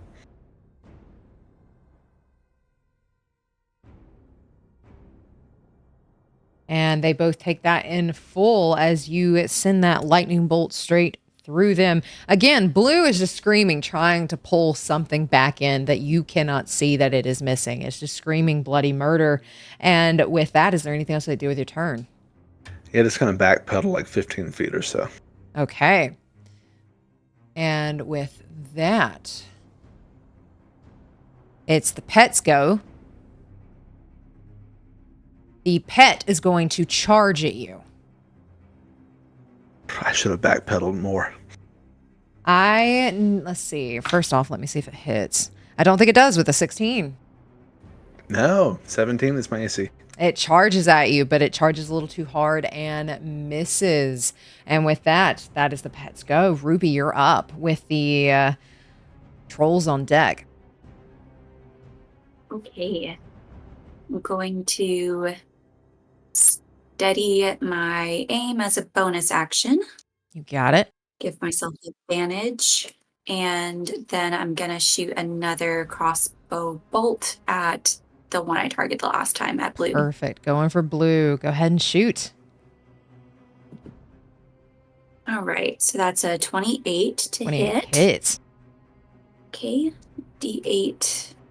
And sneak attack. Get my 4 dice. Ooh. Okay. 12, 14, 19 points of damage. Okay, how do you want to do this? As he is screaming. Ooh. Yeah, she's just gonna bury the other bolt just like right into its neck. Just make it quick. And as that bolt hits its neck, the screaming slowly stops. And it just starts to gurgle as its very heavy form hits the ground with a smack. Is there anything else you want to do with your turn?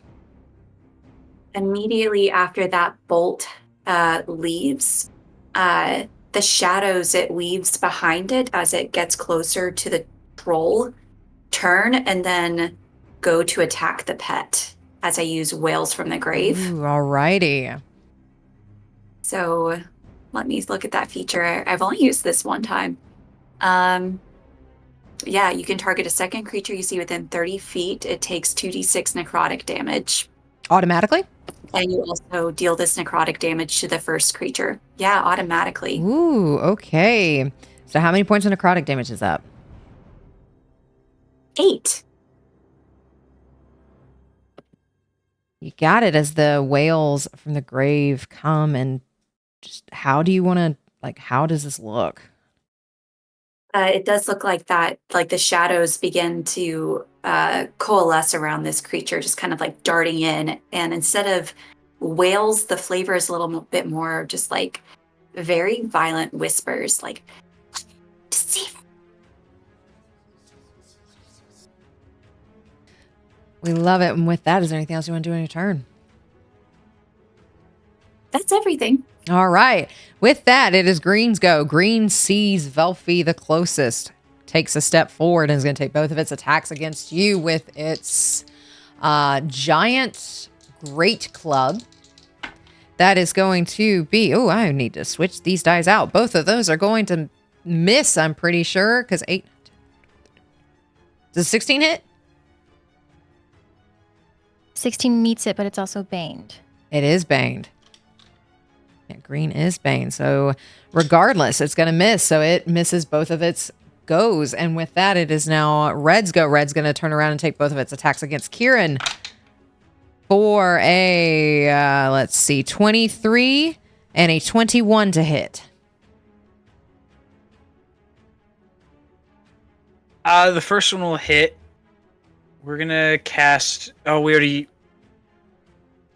Does the surprise round count as its own round, like its own turn? It does count as its own turn. So he would have a new reaction this You this would time? have a new reaction. Okay.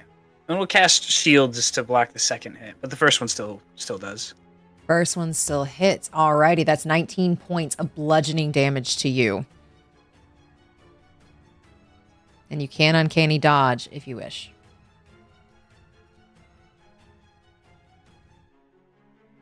Does that just happen, or is that also a reaction? Is uncanny dodge a reaction? I I know you can only do it once per turn. I don't know if it's a reaction or not. I don't know if it's a reaction. What does it say on? It is a reaction, so it Oh, can't. it's a reaction. Okay, never mind. So you will take that full 19 points of bludgeoning damage as you hear it grunt, and it takes this giant club and pretty much takes it over its head and smacks you down with it. And with that, that was red and green's go. It is now Velphie's turn with Quirin on deck. Okay. Velphie's going to cast. She's gonna cast. Oh. We're gonna do Mind Sliver. Okay, on which one? So, on green. You got it. You see this kind of pink sluggy thing kind of slip out of her fingers and crawl across the floor up into the giant's head. And it's an intelligence save of 15. It has failed. Okay, so that little creature thing embeds itself inside the head, and he takes 12 points of psychic damage. All right, he takes that 12 points of psychic damage. Is there anything else you'd like to do on your turn? Is this an action? It is an action. Nope. I think that'll be it. All righty, with that, Quirin, it is your turn. What are we doing? Hoping that the monster is still recovering from his swing, can he try and take the hide bonus action and just kind of loop his way around to the backside of the ogre? Would that work? You sure can. Go ahead and roll me a stealth check.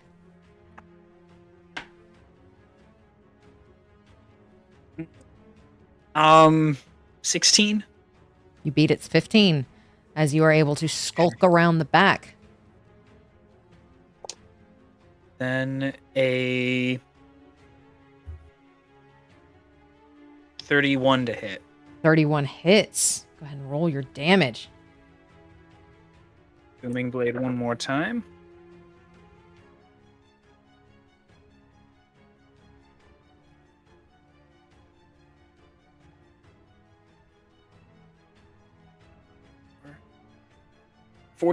Oh my gosh, 45. All right, 45 points of damage there. There's a lot of 8s and 6s. Nice. As that hits hard. Go ahead and roll me an intelligence saving throw, please. 26. Perfect. Nothing happens as you use your sword to attack it and it hits hard. Is there anything else you want to do on your turn? Nope, that'll be it. Awesome. It is now the pet's or Friedrich's go, and then the pet is on deck. Okay. I am going to give it the old Sydonea sidestep here and go 20 feet around it, staying within range. Mm-hmm. I'm going to start with my bonus action and try to telekinetically shove it away from me.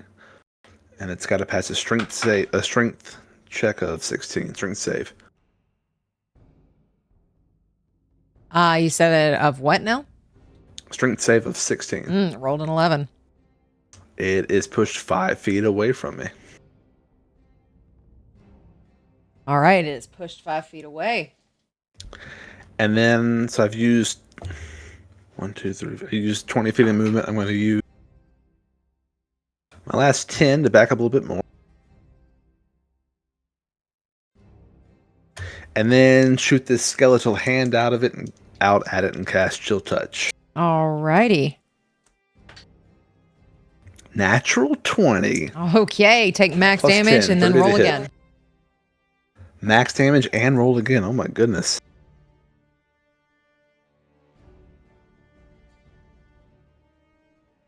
$36 points of necrotic damage.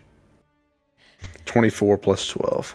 Ooh, nice. Alrighty, you do that 36 points of damage, and it just looks like the rocks start to crumble a little bit. Is there anything else you want to do on your turn? It's not undead, is it? It is not. Okay, never mind. It just can't regain hit points. That'll be my turn.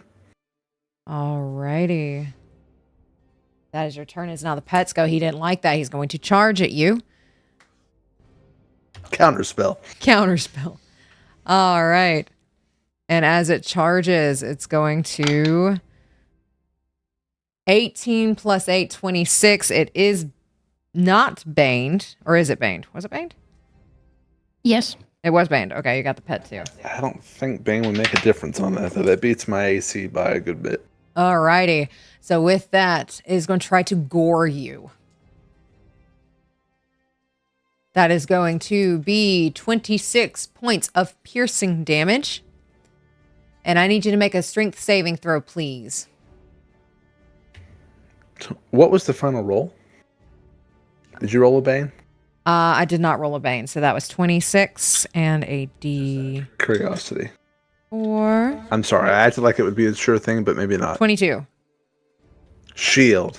All right, you shield. It does not do that damage against you, as that is its go. Next up is Ruby. All right. I'm just going to move myself over to the side a little bit. Oh. And shoot at the pet. Going for the pet. Yep. So I will bonus action steady my aim. Pew! Great. That's 29 to hit. 29 hits. Okay. And 10, 15, 20, 23, 28 points of piercing damage.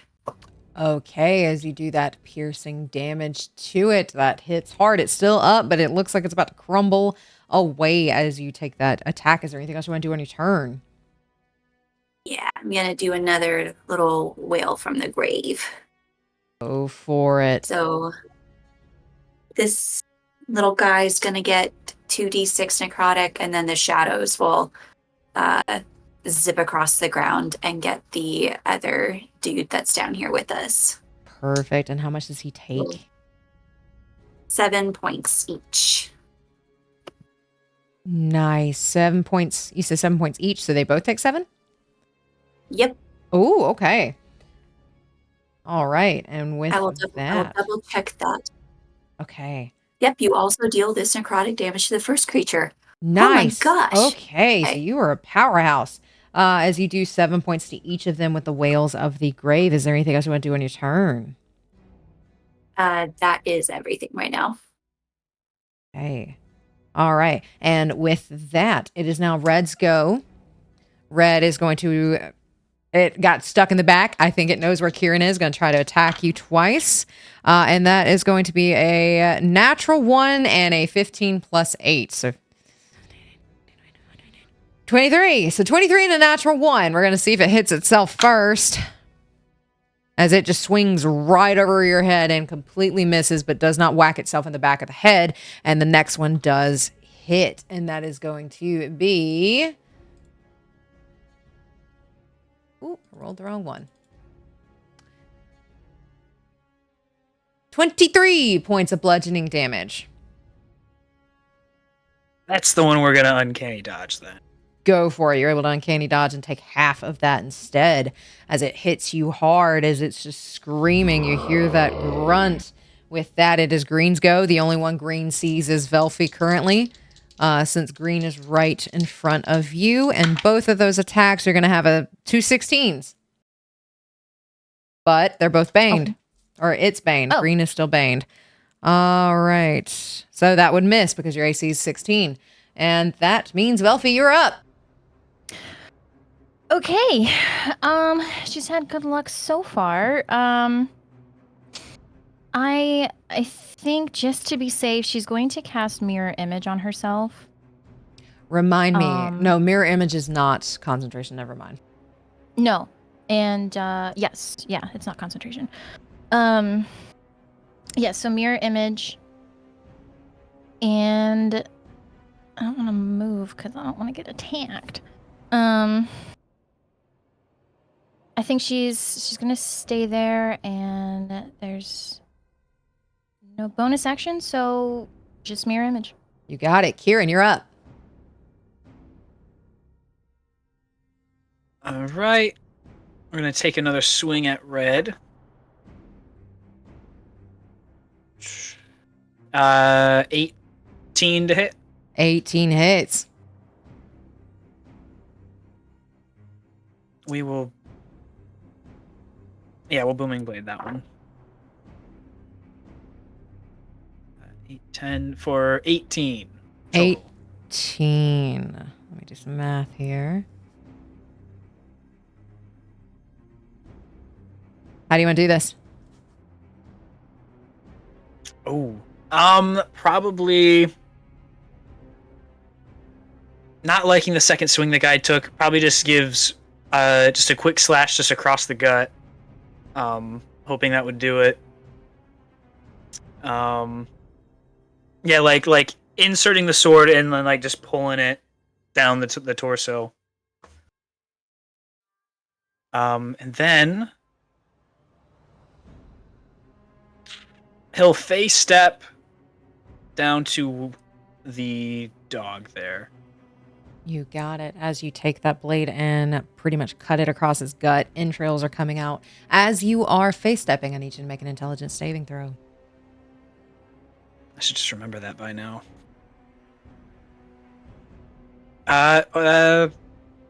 24. Nothing happens as you face step and you are next to the pet. And with that, Friedrich, you're up. You are currently flanking the pet. Oh, yeah, I am, aren't I? Okay. Can I scooch between the pet and the wall? Is that fair?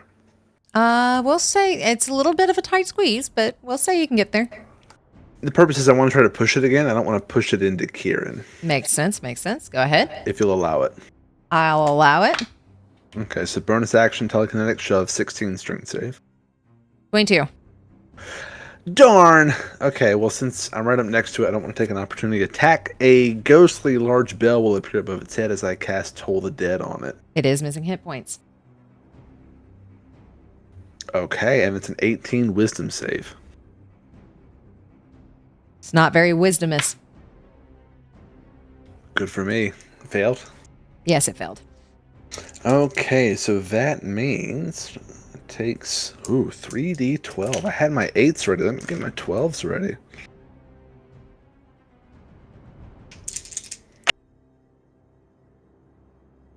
Not great. 14 points of necrotic damage. Okay, with 14 points, how do you want to do this? Oh, so the bell just sort of drops onto it. And because it's made of stone, can we say it just like crumbles to dust with the weight of this ethereal bell? We can, as it just crumbles into dust, and Green screams a little bit as you have killed their pet. And with that, is there anything else you want to do on your turn? No, that'll be it. With that, Ruby, you're up.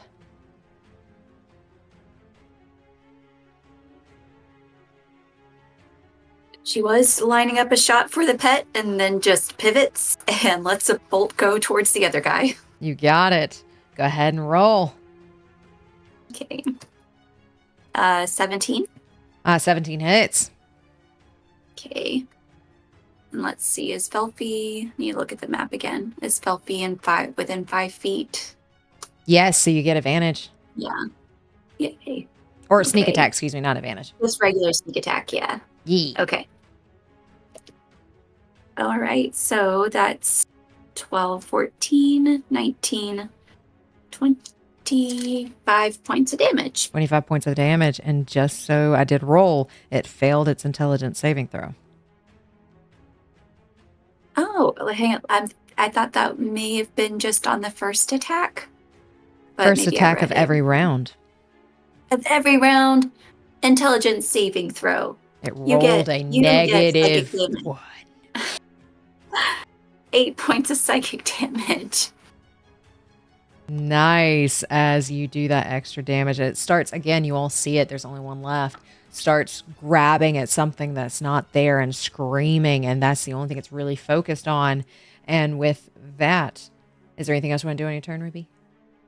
Yeah, I think I'm gonna back up against this other little cliff or this other little tree back here, and I will bonus action hide.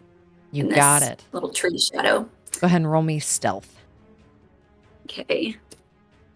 23. You got it. You are very well hidden as it is now Green's go, and it's just screaming, trying to grab at something, and it's starting to wail its club around. The only person in front of it right now is Velphie, so it's going to roll both of these at disadvantage. One was a natural 20, but the other one was an 11, so that misses. Next one, natural 1, as it misses again, and we're actually going to see if it hits itself. It rolled another natural 1, so it just falls over prone as it is just screaming, trying to put this soul back in. And with that is now Velphie's go. You have this huge being in front of you screaming and rolling around like it doesn't quite understand what's going on. It's frightened of something. It's scared. And it's having a hard time. Okay. Well, let's make it a little worse and cast Dissonant Whispers, Okay. which is a Wisdom save of 16. It is not very wisdomous. It failed. Okay, that is 3d6, 6, 9, 10, 12, 13 points of psychic damage. Alright. And must immediately use its reaction, if available, to move as far away from me as it can using the safest route. And that's it. It stands up and starts screaming and tries to run away. You get an opportunity of attack as it leaves you. Cool. Where are you? Okay. We're gonna use the luck point. That was a natural 1. It is standing up from prone, so we'll give you advantage. Okay. Okay, 14. 14 does hit. Okay. Where's my date? That is going to be 7, 8, 9, 10 points of piercing damage. Perfect. It is bleeding. It's not having fun as it's trying to run away and screaming. Quirin, you see it running towards where Ruby is currently hidden, but no one knows Ruby is there. As it's trying to get away, it is your turn. He will take the bonus action to hide. Is he facing where Ruby is? Like running away? Since you were trying to aim at the pet, I'm gonna say you're not facing towards Ruby, but you could easily turn around and try to face where Ruby is. See if you see Ruby. Oh no, sorry, I meant green. Green. Like which? Yeah, you're facing, Which way so was he he's heading? running away, like towards you, and trying to book it away. Okay. Let's see, 5, 10, 15, 30. If we can bonus action and hide, try to hide behind him. Does that work? Ooh, okay, you're trying to hide behind him. Yeah, go ahead and roll stealth.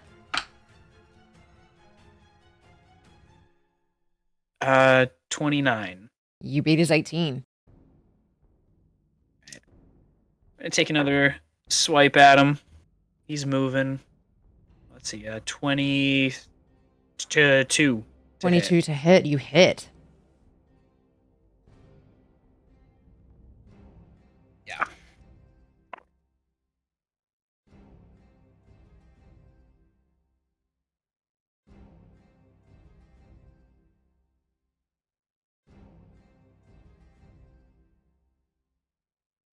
Uh, 25. With 25, he is still standing, but just barely as he starts tripping over his own feet. Go ahead and make me an intelligence And that saving was throw. right. 24. You're good. And that was what? I forget if I mentioned it, but that was booming bladed. I added the damage. So if he continues to move, take a 2d8 if he moves. 2d8 if he moves. You got it. So it's been booming blade. Is there anything else you want to do on your turn? No. Friedrich, you're up. Okay. This thing's looking rough. It's screaming. It's trying to hold something in. Mm-hmm. Okay, I'm gonna... The arm that's holding my spell book, I'm gonna shoot it out in front of me. And from that arm, this ethereal black tentacle shoots out and attempts to wrap around this thing as I cast Innervation on it. Okay. And it's an 18 dex save. Rolled a natural 1. It takes 4d8 necrotic damage. –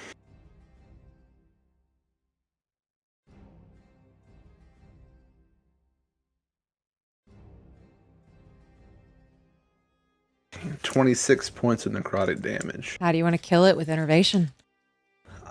This black tentacle sort of wraps itself all around this thing and just squeezes it until it turns into kind of like a...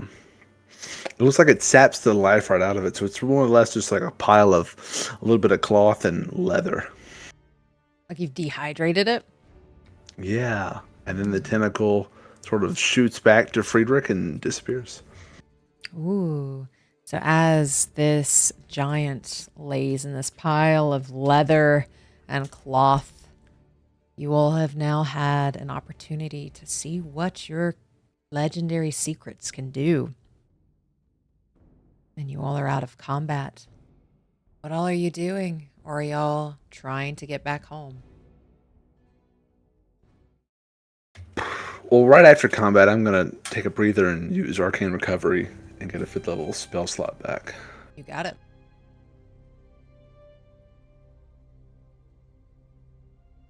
Velphie, roll me a wisdom saving throw.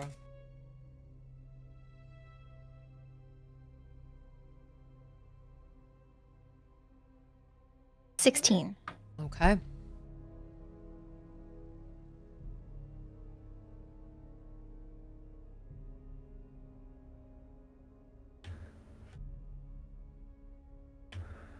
Well, well done, everyone.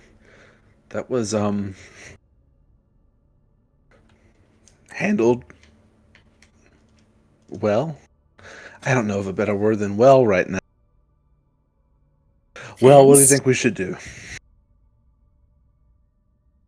Yeah, we all did amazing. These are some amazing stuff that you guys have. Not too bad.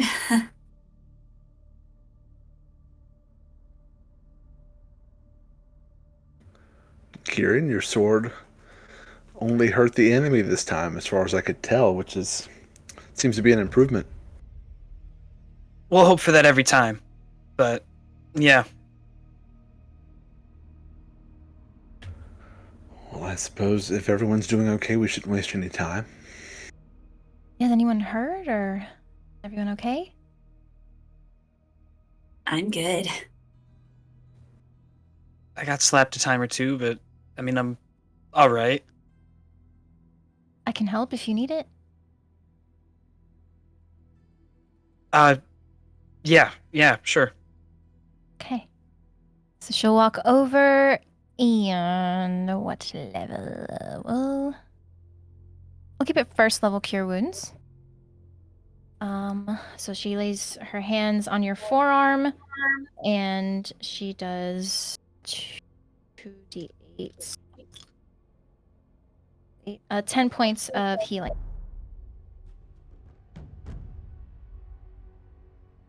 Looks a little uncomfortable saying it, but thank you. Thanks. Of course. If you need help, don't be afraid to ask. Keep that in mind. Good. And she'll head back to Straya.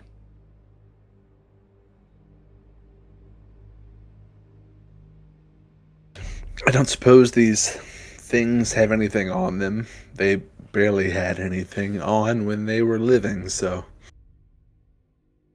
I guess we'll be on our way. Yeah, fair assumption.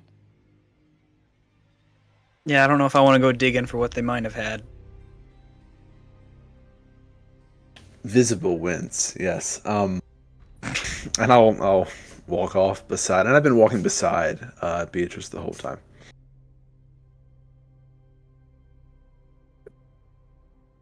As you all continue your way back home to Limbo, we're going to say that the rest of today and the next day pass, and you all are able to get to Limbo towards the evening. Is there anything you wanted to do during that time, specifically?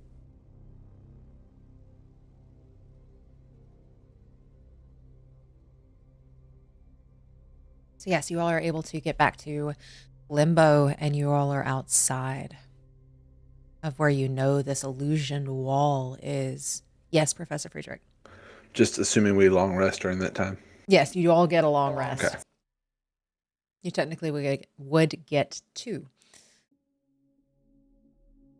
And you all are outside of Limbo's illusioned wall to get into the stables.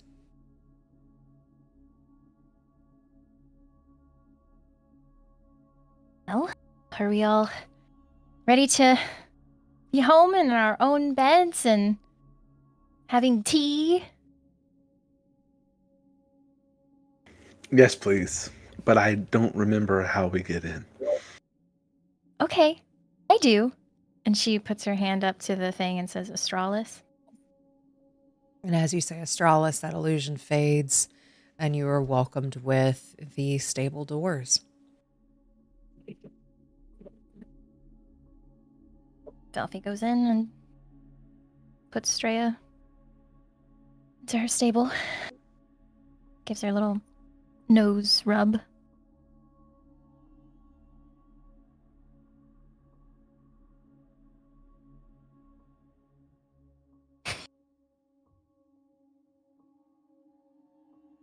If there's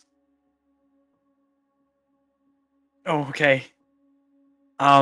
If there's a stable that Quirin knows Baymont goes into, bring her over there.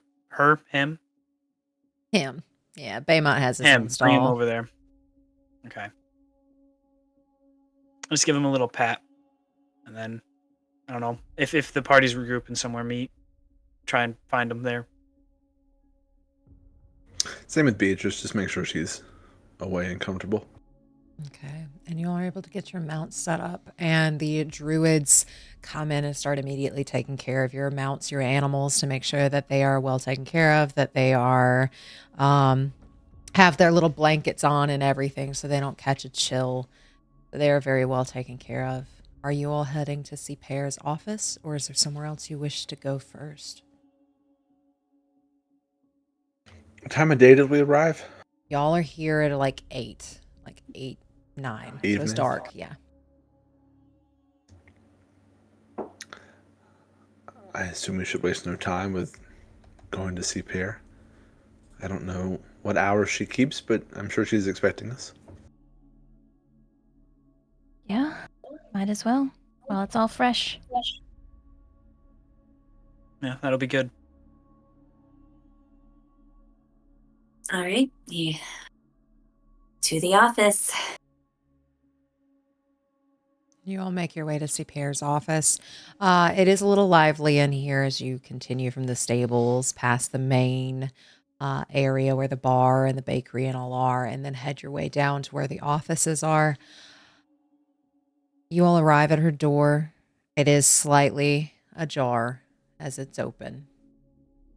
And you all know that that's kind of like her open office hours signature. If her door is open, you can walk in at any time.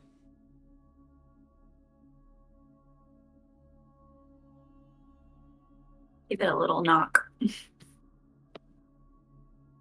Come in. Just slowly slink inside. Roll me a perception check, please.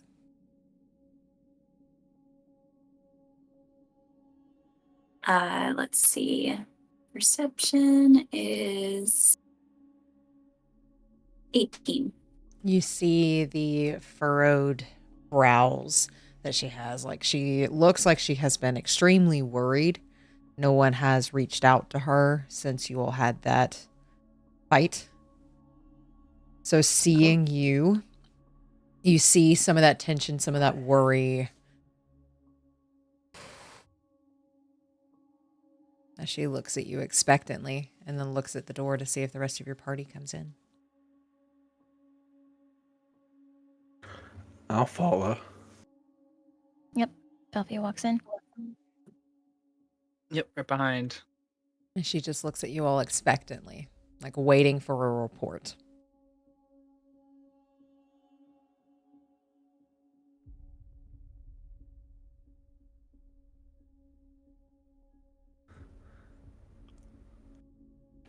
How are things? Things are good. I would like to ask you the same. I'm glad you're alive.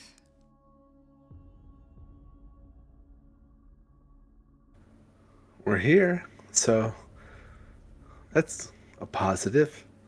Things seem lively here. Well, it is always a positive that you're alive. Were you able to get the job done?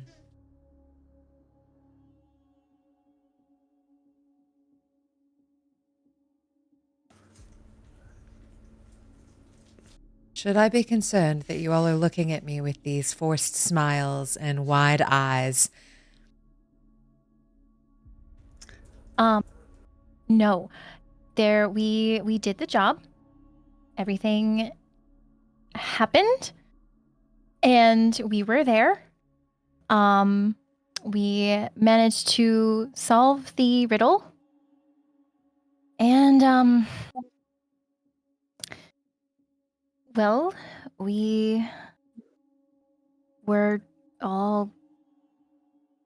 She looks between everybody as kind of like a yes. We were all given these items. They seem very, I don't know, powerful in nature. But that's all that was down there. Roll me insight, please.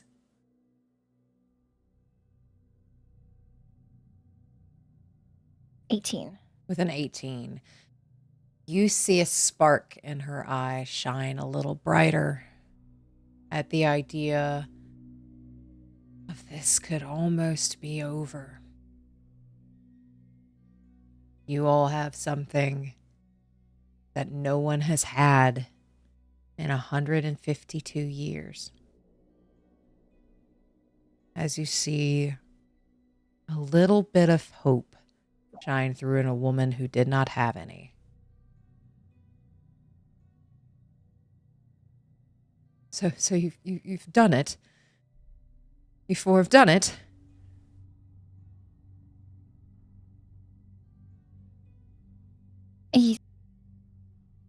Yes. I would say, there was a lot, but we got in and got out. And you say bestowed these items, given these items, they are specific to you? Seems as so. I was given a lute. Very beautiful one.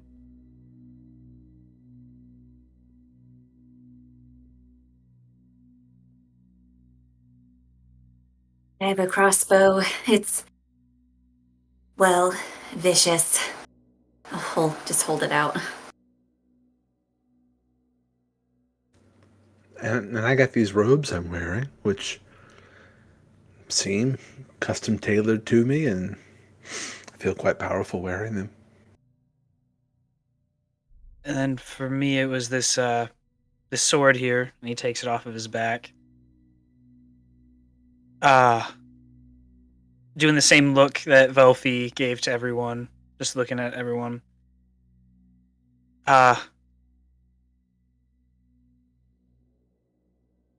This, long story short, we came across someone who was sick, infected with the black veins and such, and this seemed to help. I don't know how, I don't necessarily know what happened, but they started to recede on the woman we saw. Eyes go even wider and a little brighter. You all found a cure.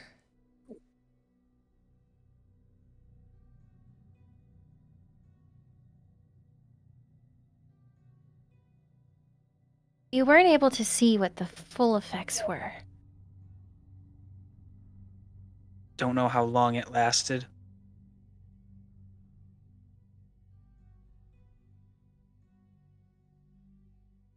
But we did see the veins start to retreat. That was all we could see. Well, that's more than we've had in a very long time.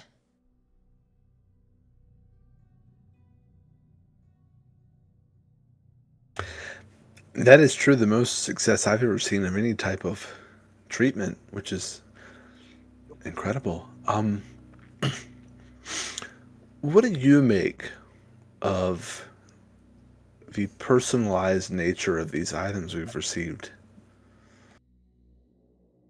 It seems like whoever was able to solve the secret, solve the riddle, has been bestowed a great power. A responsibility now lies on your shoulders. You're the closest anyone has ever gotten to setting us free.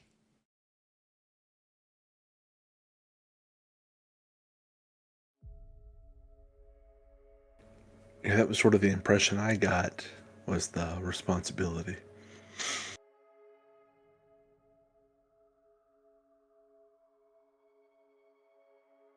I mean, did you have any clue before what this might have led to? Before sending us there? No. The only thing I knew is from passing that Narvosc was a professor at Aurora. There were sheets saying that there were secrets below the school. Maybe he sent them there. I had no idea what the secrets would entail, but it sounds like it's going to give us an edge on... And she pauses. An edge on getting this curse away.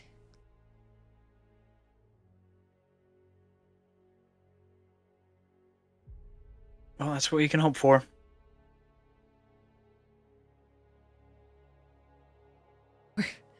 We're thanks to you for we may be done before.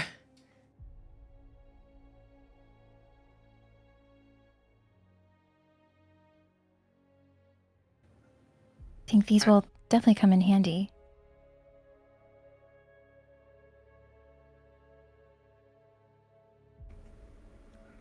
I don't want to dampen the excitement. This is a great step.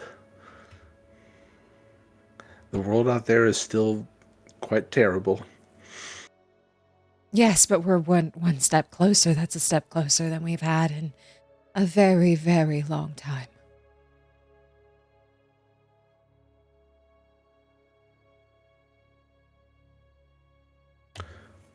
So then we have the weapon. We just need to decide where to aim it.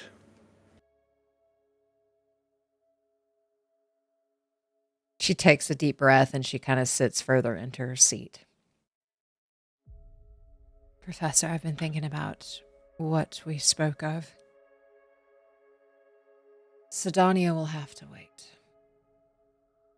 If the lights are appearing in Ashenward again, it's got to be our next steps. But we can talk about that later in the week. I know it's late. I know you all are tired. We will have a celebration tomorrow in your honor for at least taking the step further. People need hope, and you have gotten us further than we've been in 100 years. Velphie, roll me a wisdom saving throw.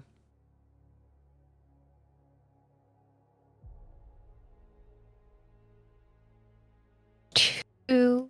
Okay. We have Q4 to thank for bringing us to that.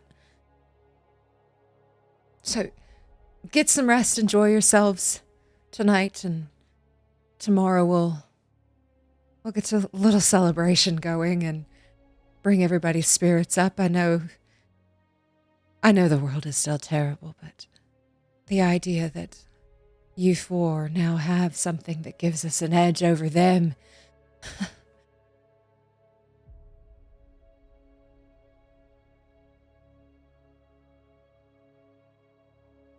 glad to help and give some good news. He says, staring at the ground.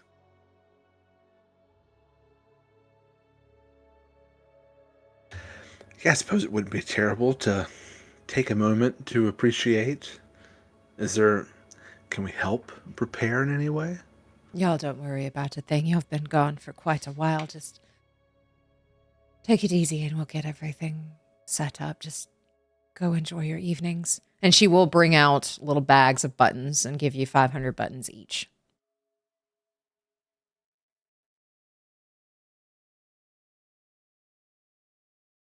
But with this new news, I need to go speak with Karis and Beltov, so if you will excuse me. And she's got a little bit of a pep in her step, as this is the most hope this woman has had in about 130 years.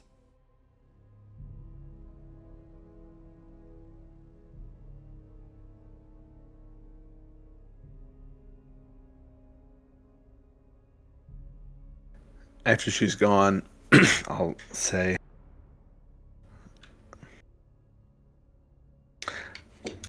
while her excitement is a bit infectious, I wish I felt it to the same degree she does. So do I. I just feel like there's so much more that we're missing.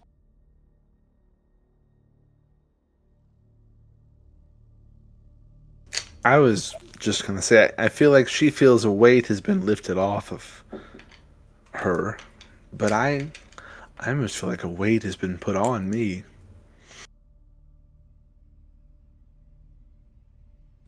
If these are what we think they are, I mean, it's more responsibility. That's for sure. And maybe she's right. It's a step in the right direction, but, well, we assume the right direction. I want to know what it's actually a step towards. I hope the right direction, but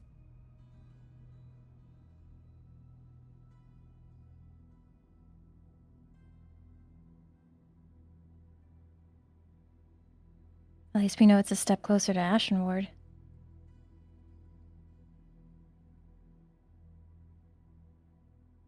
Where the lights are? Yes. I saw them last time. She did seem concerned about them. I've noticed them before, but I've never really looked into it.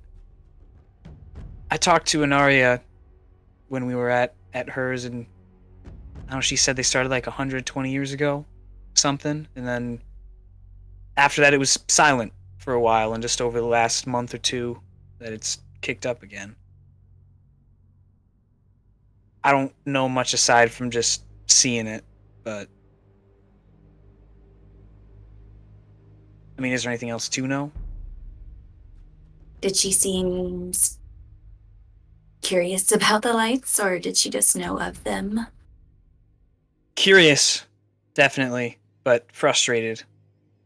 Frustrated is just probably a good way to describe how she was that night, anyway. Just on the lack of Because they were answers. there? I don't think so. I think it was frustrating, the lack of answers and the lack of direction as how to help and figure things out and get back home. That wasn't her home? No, she's from Springcourt, just like I. And she doesn't want to be there? I think she wants to be here. Or maybe she wants to be here, but still wants to make it back sometime.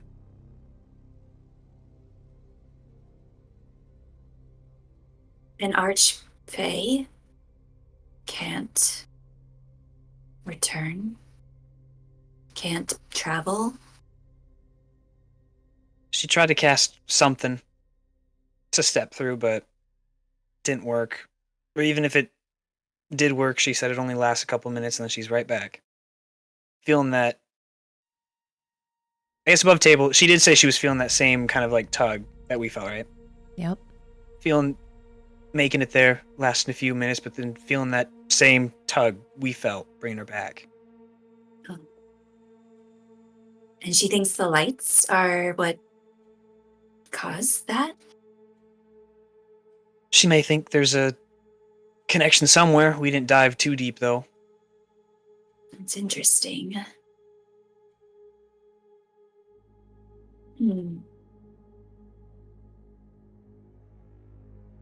I imagine Ciper didn't tell you guys about the origin of the lights.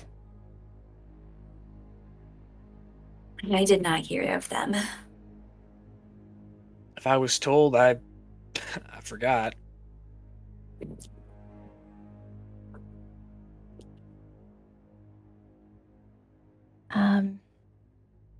Well, there's a facility there in Ashen Ward where Narvosc conducted a lot of his studies. And Ciper told us about a group of very brave people who went to figure out what those lights were. And when they got there, they saw Narvosc fighting to keep this portal closed. And there was this creature coming out, trying to come out into Shadowfen, into our plane of existence. And Narvosc seemed like Narvosc has sacrificed himself to seal it up. And then the lights stopped.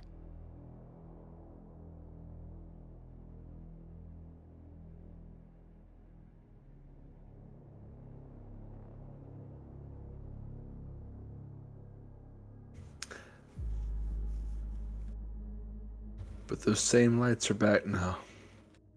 Which makes me think it's torn open again.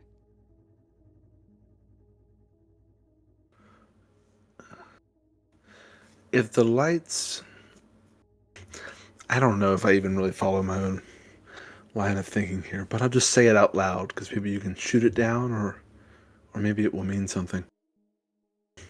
If Anaria suspects the lights are involved in sequestering this place,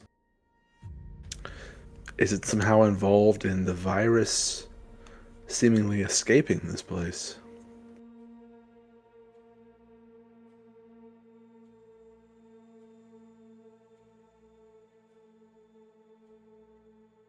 Possible.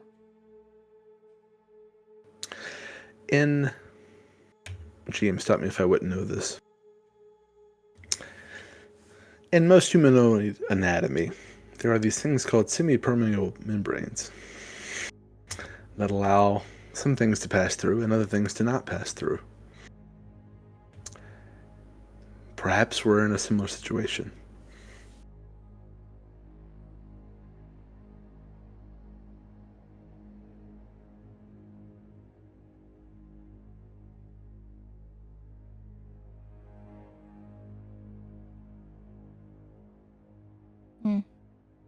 I mean, has anyone here dared to get close to where we feel the lights are?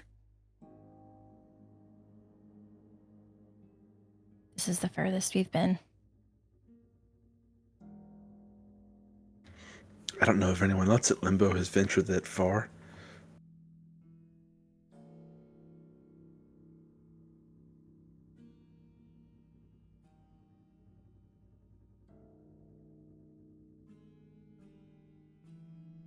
But I have a sneaking suspicion we four may soon be the people at Limbo who have ventured the furthest towards them.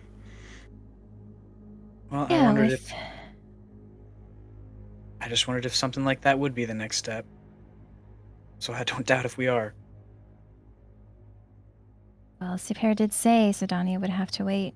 Ashen Ward was our next goal. Which is as tragic as that is. I I do see it as understandable. When you're fighting a fire, you generally attempt to snuff out the source of the fire.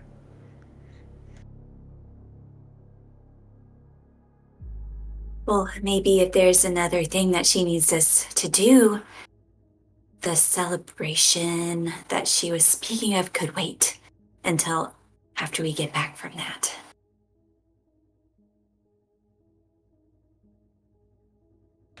I would think the same because I'm not one for grandiose celebrations. No. Neither am I. Celebrations are fun. You get to dance and drink and laugh and joke around, and you just forget everything else that's happening and just live in the moment. I mean, Professor, think back to the Druid farm when we just let go of everything. That was nice, though I do remember retiring early that evening. But I see your point, and I could see why, if Super is worried about the morale of Limbo in general, you would often look for a cause to celebrate. But I also see the folly of celebrating minor victories with tragedy still looming.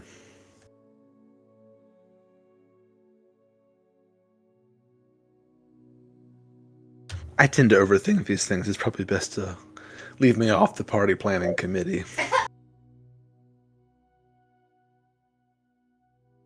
don't know, a night of distraction seems like it'd be good for all of us.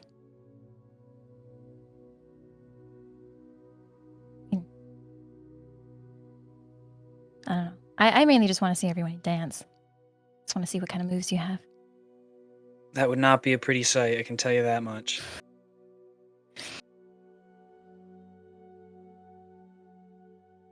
But perhaps it would be good just to stick around for a little bit, just to be there so the people,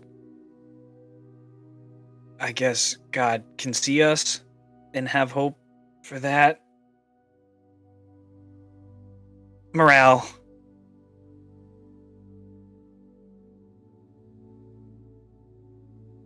That's sort of why I'm uncomfortable with the whole responsibility. I noticed the faces around us here as you said that.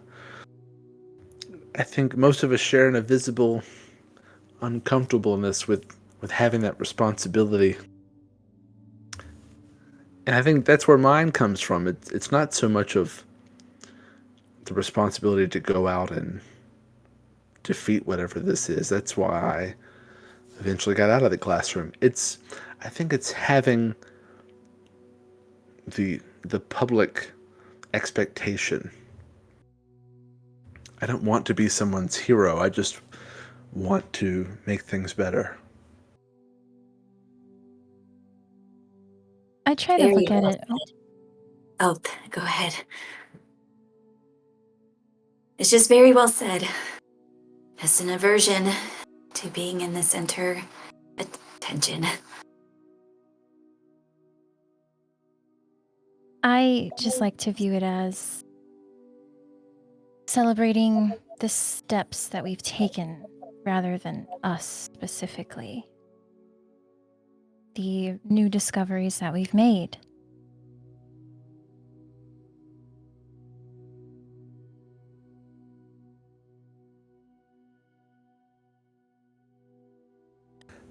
I suppose I can try to be comfortable enough with that for one evening.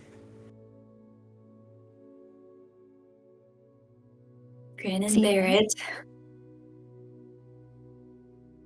Yeah. That's a great way to put it. That's how a lot of students used to describe my class. And I mean, no one is hopefully going to force us to go. So if you'd rather not participate, that's entirely your choice.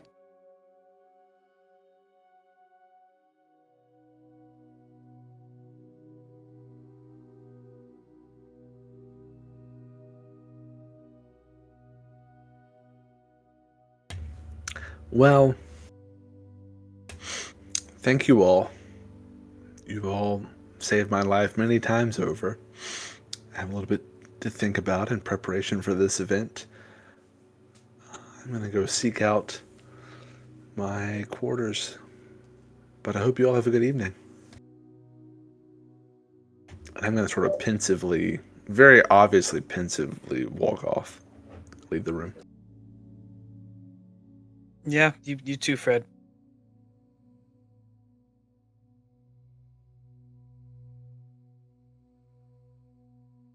Maybe a night of hope wouldn't be the worst thing. Maybe. Maybe.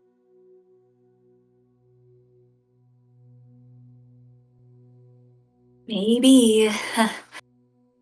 Ooh, so tired. Uh, yeah, I'm leaving too. Bye. Bye. Well, it seems like a very natural place to also make my exit, so. Okay. And Velphie will also leave. Okay. We're going to follow Professor Friedrich first. Heading back to your quarters. Is there anything you wanted to do for the night? The only thing I'll do is when I get back, I'm going to take the robes off and fold them up very nicely and put them in my trunk or whatever is there. And I don't plan on putting them back on until we go back out into the field for something. That's part of the uncomfortable part of Friedrich's thinking, is that other people have like weapons or things, or potentially Velphie as well. But Friedrich's like walks around with his thing on him visible, and he feels this expectation by it. So I'm going to fold it up nicely and put it in and treat it like the equipment that it is, and that's all it is. Okay. And after you put it in your trunk, are you just going to sleep?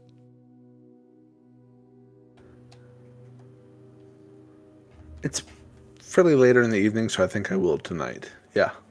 Okay. And with that, we're going to pan over to Ruby. As you are leaving, is there anywhere you're going, anything you're doing specific, or are you just heading back to your room?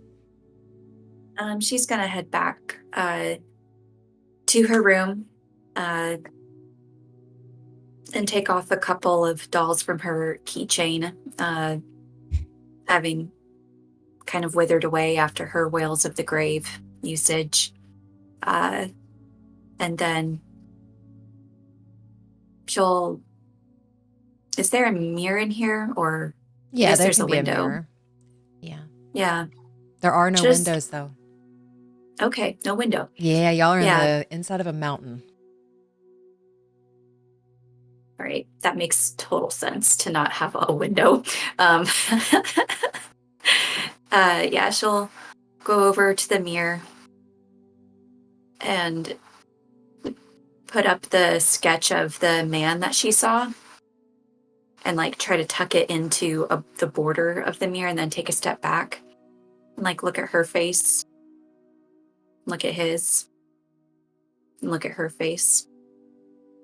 And then just take it down, fold it back up, put it away. And then just stand there uncomfortably before whispering, I am deserving. Doesn't feel right. I am deserving. It's gonna take some practice. And she'll take off clothes, weapons, and just lie down and try to find quiet. Alrighty. And with that passive perception, somebody has left you a little gift of a couple crossbow bolts. She'll just put those at the front of her pack, newest first. And with that, you're able to go to sleep. And we're going to pan over to Quirin. What are you doing? Making it back to his place and I think he's gonna, let's see. If he puts the hilt of the sword on like the nightstand next to him, does he still feel that urge? You feel the urge of like you have to have it near at all times, but you don't have to have it necessarily on your person. Okay. Like as you sleep, like it just needs to be near. Like you couldn't put it in a bag of holding because then it's in a different dimension and you need it there. Then I'll just put it on the stand next to him.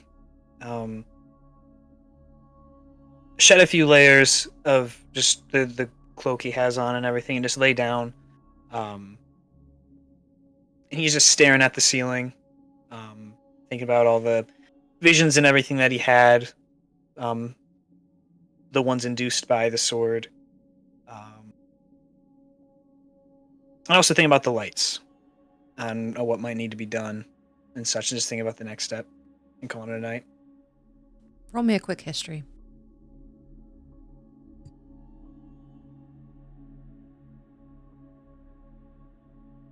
Uh, 9.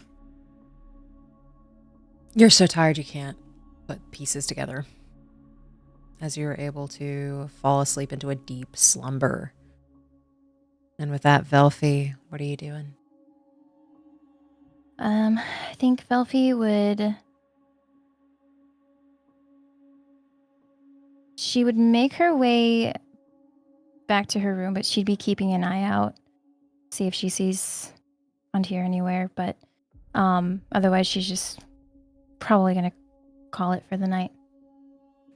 With it being later, you know Antir would probably already be put back in his cell if he were here. Yeah, so she just goes to her room and gets settled in and goes to bed. Cool. All right. You all are able to get a long rest. Nothing disturbs your long rest being back home in your bed, even if you haven't had this bed for very long. It's very nice. And you all get a undisturbed long rest. Is there anything you wanted to do this morning, or are you ready for celebrations for this evening? This afternoon?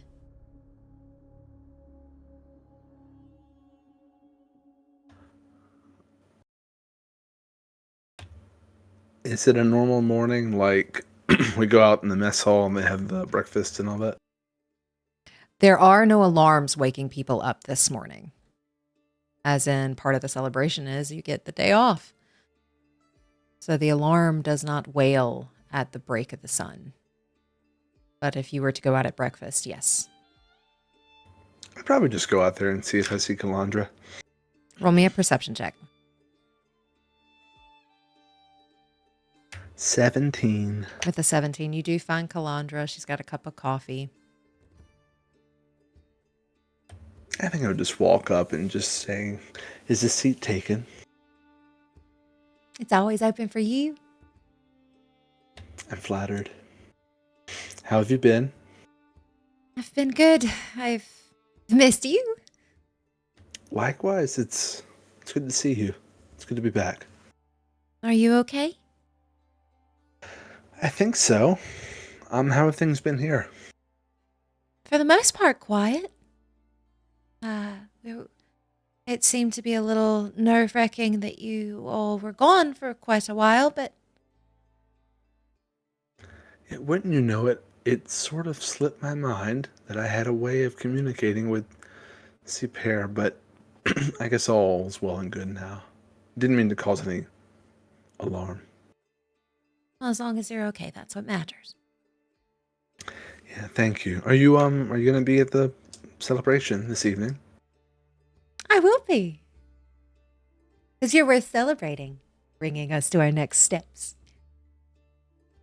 Well, we're sort of celebrating. Everyone is celebrating all of our achievements, right? Is that how you view it? Yes, I view it that way. You can be a collective or you could just be you.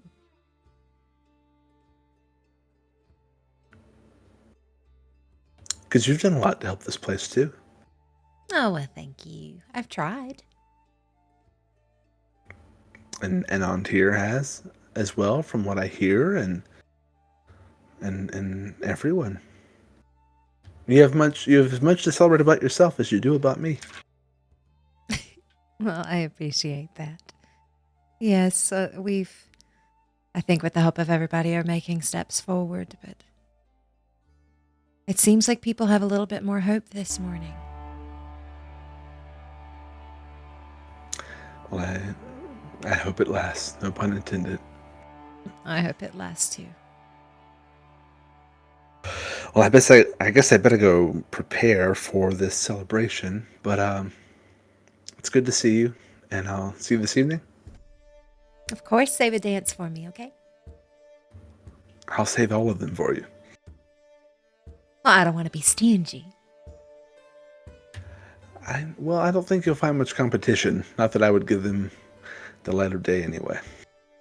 You see a little bit of pink come across her cheeks as she just gives you like the sweet little wave as you go prepare.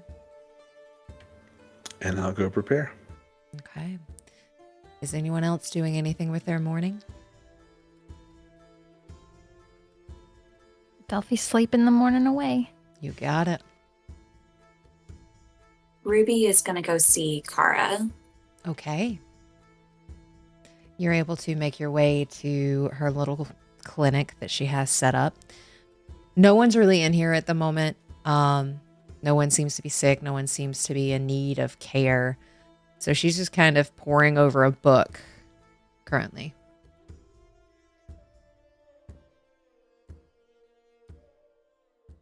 Just wanted to stop by for a second. Do you have a little slice of time?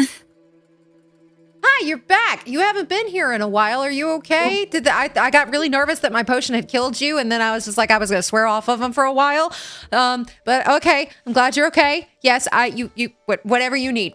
How much time? What? And she just kind of gets quiet. Oh no, the potion had the visible effect that you saw last I was here. Still very beautiful, tasty. Just wanted to give you a small update that this is the curse of a god. I don't think a potion can fix it, but I do appreciate your effort. I just wanted to give you a little bit of a breather. You don't have to worry about me anymore. I have to work off a debt, and then voices should be gone. Oh, buddy. All right. What god? And did you piss them off? Did you bargain something? Like, what did you do? Something worthy of a curse. But, Necrosix, not a lot of people know them. It's just not an inconvenience to you anymore, so you don't have to worry about it.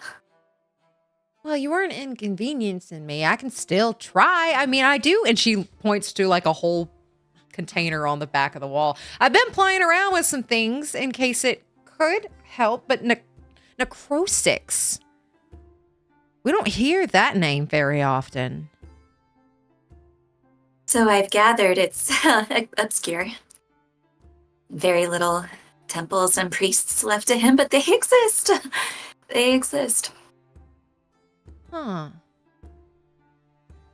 Well, there's this old story that Drasana, and so that's... Do you know who Drasana is? You can remind me. Drasana is the goddess of life and pretty much Mother Nature. Golmac has a whole shrine built to her, and she can help with a lot of things. I've actually seen her work once. I don't know if she could ever do it again. But there are stories that life and death are very close.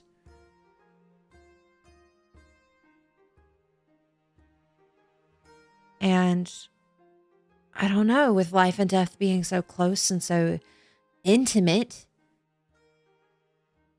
I just never thought Necrosix would be an evil person, but it sure sounds like he is. Or they are. Or it is. Or whatever we're calling a god of death. I don't know about evil, just perhaps exacting. In any case, it seems like this little gift or curse or bestowment is a part of my story.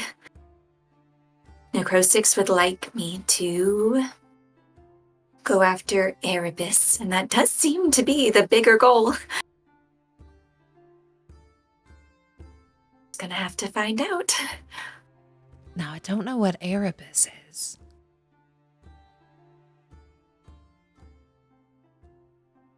I'm not entirely sure either, but it has a lot, I think, to do with Narvosc and Shadowfen and Sydonea, the souls. Just another puzzle piece.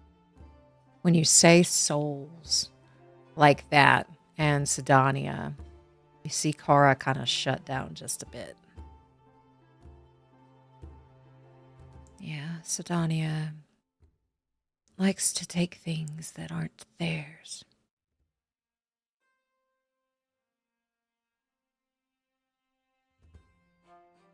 The last potion was so great. I would definitely drink another. You see her perk up a little bit. Okay. All right, you wish for another one. Go ahead and roll me a d4, please. 3. Oh no. Okay. What? What does oh no mean? Roll a d100. Yeah, all right. D100. All right. All right, that is a 6. Okay. The potion she gives you is a clear liquid, and it smells like bile. Smells like bile? Mm-hmm. Oh, I couldn't tell if you said bile or pie, and I was hoping for pie. Bile. Well, Ruby gives a very shy grin, but keeps up the facade because she's a people pleaser and downs it. As you down it, I need you to make a Constitution saving throw. Oh, is it gonna stay down? Okay. 12 plus, do I have anything? Yeah, 14. A 14 fails. You cannot eat for 24 hours. Roll me a d4. 4. You take 4 levels. Of exhaustion? You take 4 levels of exhaustion. This is why you shouldn't be a people pleaser. Okay. She gets super woozy on her feet. And then, oh, so good. Yes. I'm gonna go. Whew. I'm gonna go. Thank you. She's looking at you and like, was it that bad? Just made me so tired. Whoa. Oh, could go for a nap. I'm gonna take my shoes off. They're so heavy. And she takes off her coat and her shoes because they're like big and bulky, and just like begins to shuffle out of the room. Okay, come back. Your buddy, this one did not do well for you. She just sits down. Yeah, just sit here and I will be back. And she just runs away. And while that's happening, Quirin, is there anything you wanted to do this morning?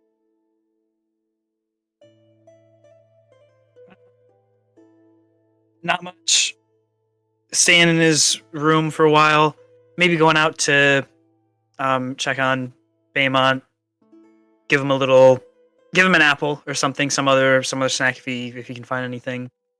And just walking back to his room slowly as he's just kind of taking in people as they walk by. Like, I imagine they look, I don't know, happier, something to that tune.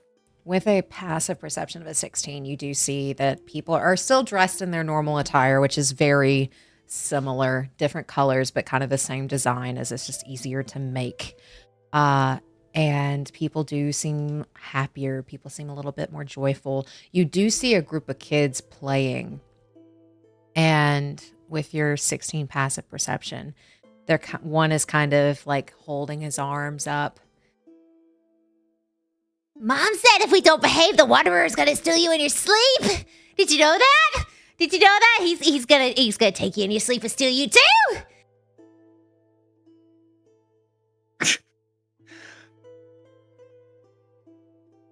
I think he'll stop and just watch them interact and play for a little bit, just to, I don't know, just continuing to take in the environment. And they start playing around like the Wanderers chasing them, trying to steal them. And they've kind of made like this little game of tag, as there's no school today either. And they're just playing around, making fun of that and enjoying themselves. The parents just kind of watch off to the side. They seem joyous as some of the celebrations are kind of starting to begin. At just the fact people are around the bar section, the main area with the giant tree, enjoying camaraderie and things like that. So people just seem really happy, and the kids are playing, and everything seems nice.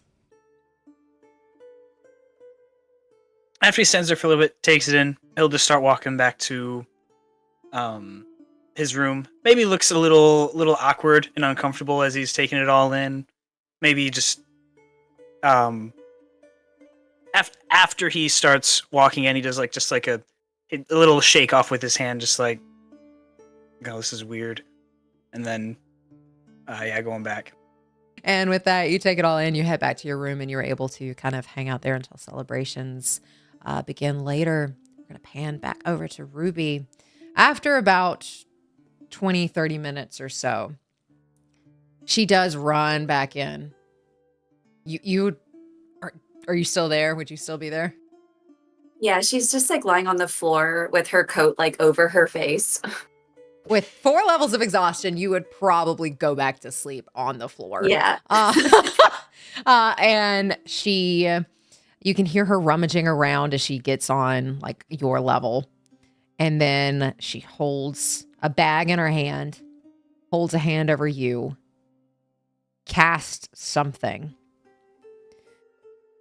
Okay, and then she grabs another bag, casts it again. And you can tell she's getting a little tired. Picks up another bag, casts it again. Picks up another bag, casts it again. Okay. How you feeling? And all 4 of your exhaustion points are away, as she has cast Greater Restoration 4 times. Kara, that may have been the best nap I've ever had. Good, so it wasn't all bad. Got you. Okay. Not bad. I won't add that to the repertoire of recipes anymore. I don't like saying this, but it actually wasn't that good.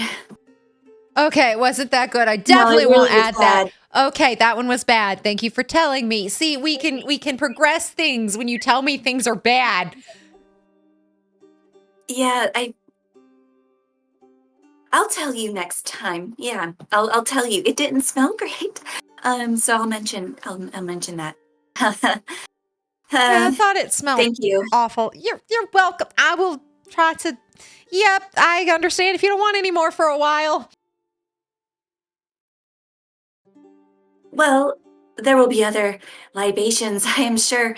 Today's supposed to be the celebration or ace celebration. So there will be other things to drink. Yeah, drink something nice. Water. Not what, well, I wasn't meaning water. Okay, well, in any case, thank you for all of your help. Um, and for listening and for overall being so nice. She gives you this little cheeky grin as you can tell she's kind of tired after casting that many spells. Anytime.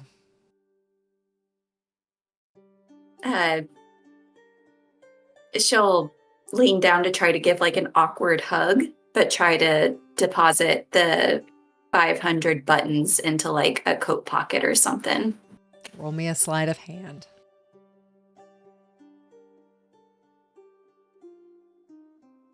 Okay, sleight of hand.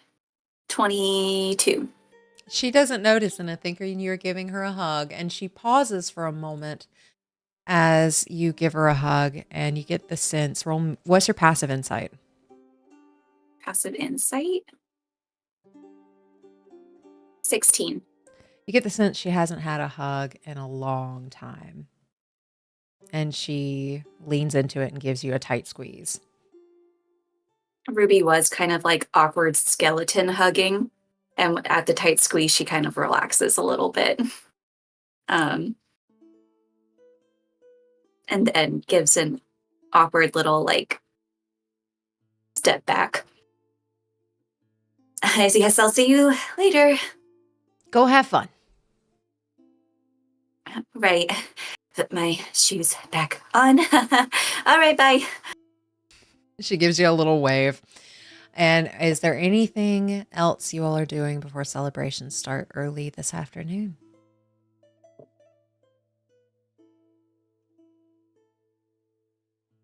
Okay. As it becomes later in the afternoon, celebrations do start early, as everybody is extremely excited. We're going to start with Velphie first.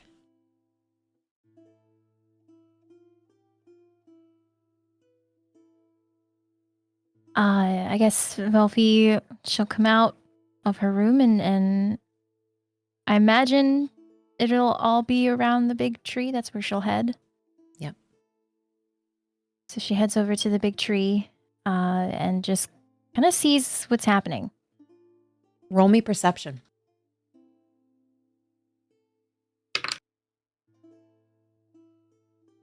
$11. With an 11, your eyes immediately go to a red tiefling man, and that's all you can see. You see Beltov, Antir, Mech, and Carlel are together near the bar with smiles on their faces. Antir, immediately, as soon as you walk out, eyes meet yours. And he just gives you this big, toothy grin. She smiles back and she makes her way over to him and just wraps him in a hug. And he hugs back tight, gives you a kiss on your forehead. Celebrating you today. Well, I mean, celebrating our advancements, you know, our new discoveries. Well, I'm celebrating you. Well, I'm not going to say no. He gives like his hair a little flip too. So how are things with you? Find out anything new? Well, he looks at Beltov. I haven't found out too much yet. But then in your head, we have found a way into the pit.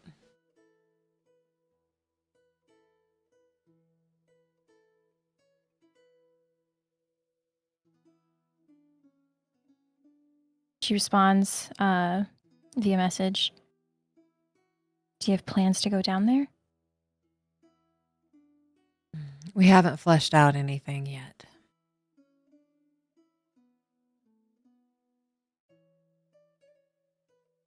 And I guess, is there like an open chair where they are? Where she Yeah, can, like, there's an sit open down? bar stool. Okay. So she'll like trying to keep things very like nonchalant, like they're not just like staring at each other having a quiet conversation. But like she'll take a seat, and I imagine there's drinks. Is Carlel or Mech there behind the counter, or They are. yeah. So she'll ask for a drink, and at the same time in her head she responds, I saw what was down there. There's a monster and a door.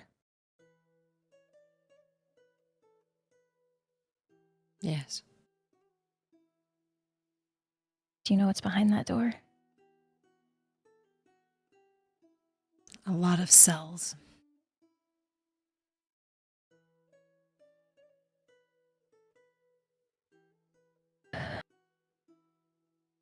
Haven't gotten much further than that. But let's not focus on this evening. Right. She'll kind of like perk up, take a sip of her drink, and then just start yapping about like their adventures and all the stuff that they went through recently. And they listen intently, and Antir just watches adoringly. What's your passive insight? 14. You get the sense that he just wants to see you have fun and doesn't want to see you dwell on what's in the pit after the last sending you sent him. And with that, we're going to pan over to Ruby.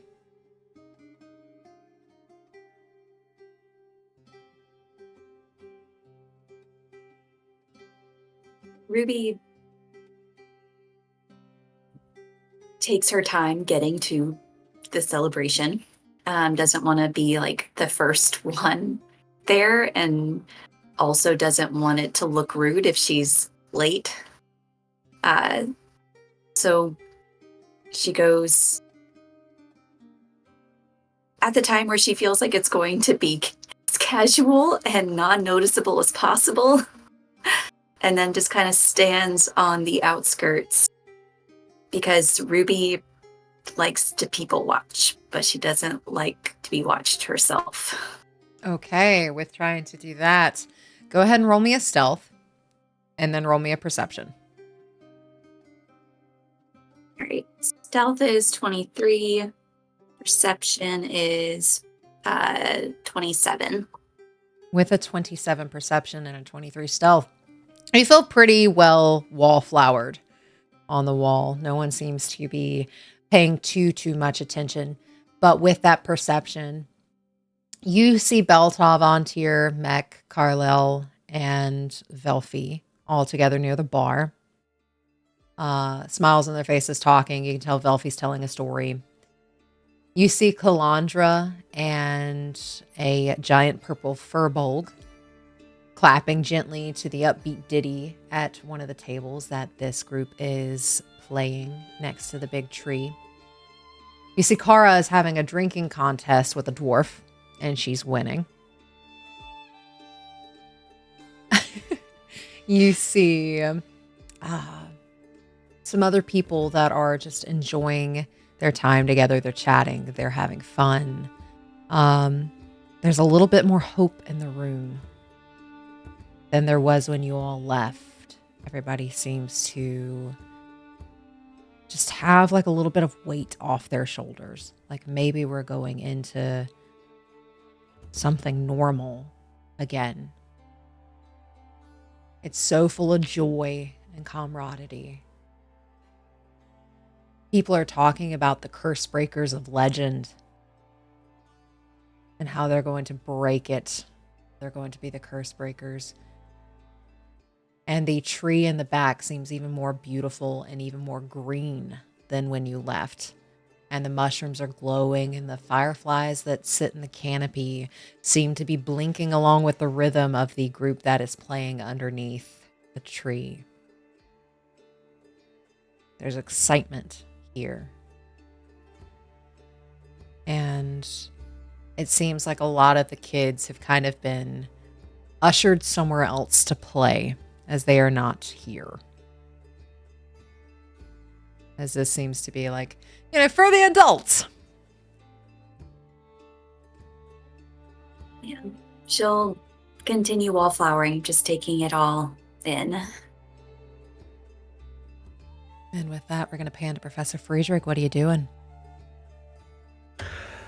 I guess I'll waltz into the celebration and see if I see Calandra anywhere. Go ahead and roll me a perception check, please. Natural 20. I know what I'm looking for. Yes, you do. Or who, rather. And with that, you are able to see everything that Ruby just saw. You also see with a natural 20, as you are walking in, not trying to hide, people are raising their mugs to you and toast, calling you one of the 4 curse breakers of legend. You're going to lead us into what the whole curse breakers have set as their goal. Like, you are sending us into the next step. And there's hope here. There's joy here. You do see Beltov Antur met Carlisle Velphie. With a natural 20, you do see Ruby wallflowering, just people watching. You see Kara winning that drinking contest.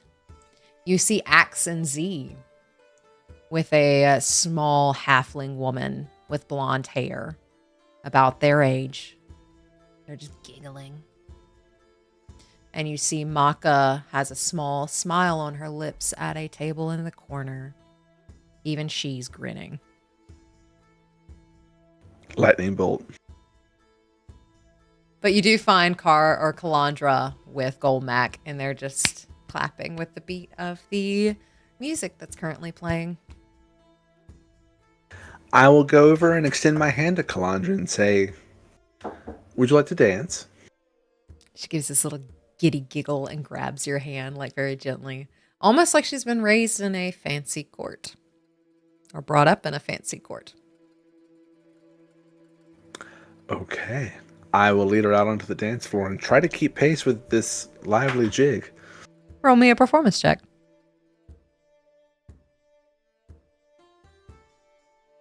Okay, here goes nothing. 13. You're able to keep up pretty well with a 13. It's not the best dancing, but you're having fun, and you're keeping up with a beat, and she's keeping up with you. Cool. So we'll just enjoy that for a little bit. I love it. And with that, we're going to pan over to Quirin. I think he's going to do the same of, coming out, arriving a little late. I guess he doesn't really have a sense. So, yeah, he's just going to wait a while till he really hears, like, music and everything just at its loudest, and then make his way out.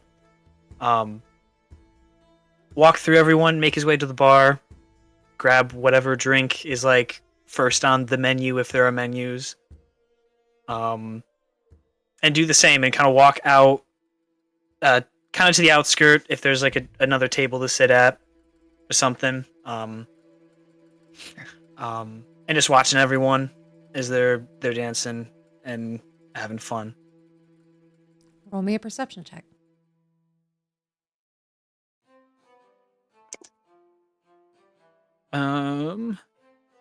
25. With a 25, you do see Ruby also wallflowering. And then everything else that was described to Professor Friedrich for the people that you know.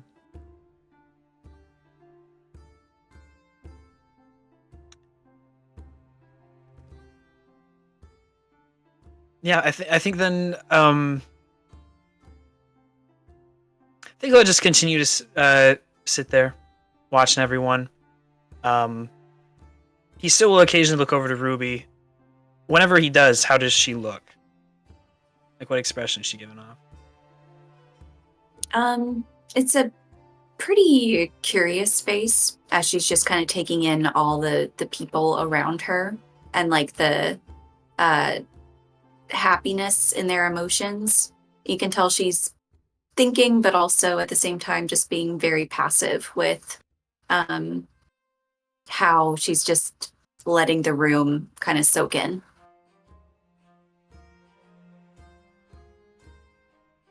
So he'll probably take that within the first look. Maybe he'll look over a couple times just to wondering if the expression stays the same.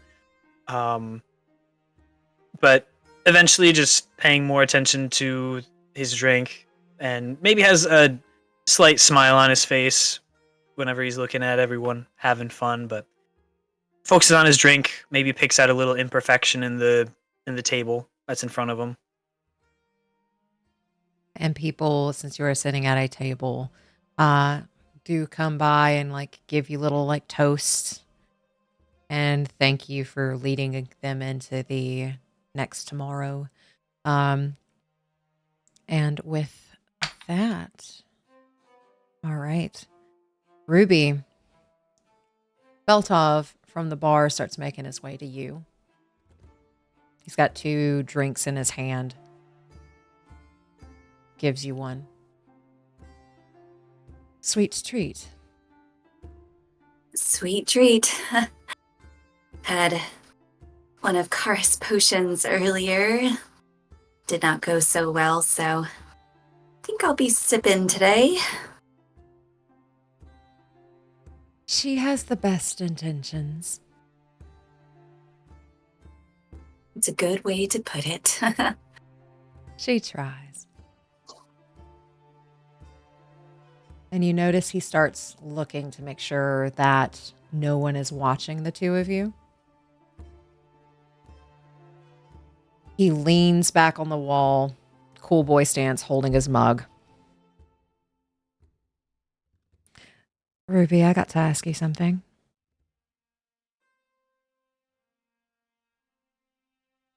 Is it something secretive? You look different. Do I need to? He won't look at you. Is someone hunting you? Someone. Is someone hunting you?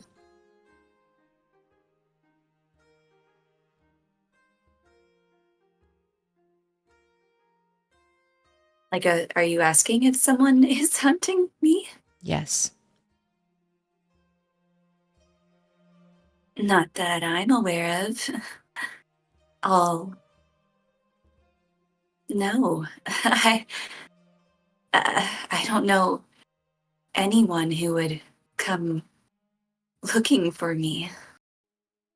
And you don't have any enemies that you can think of? Well, at first I thought that I was having these weird dreams, but I don't think it's an enemy. It's just a weird thing I got tangled up in with a god, but no, I don't think so. Why? If you ever wish to speak of the god situation, I will listen, but I will not pry. Our recent mission in Sydonea found logs. Someone labeled 542 gave a perfect description of you. And now Sydonea knows what you look like, your basic skill set, and your name.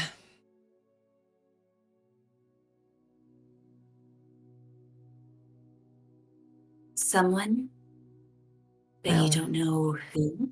I do not. I only got my eyes on a log and I didn't get to finish it before we had to get out.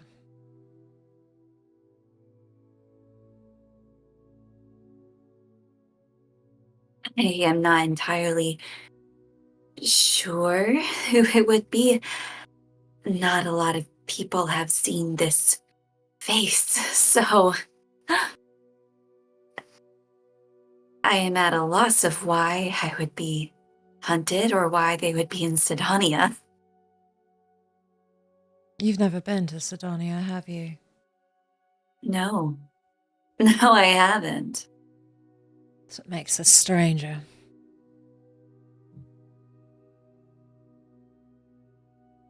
And I knew all of those details? It was pretty descriptive.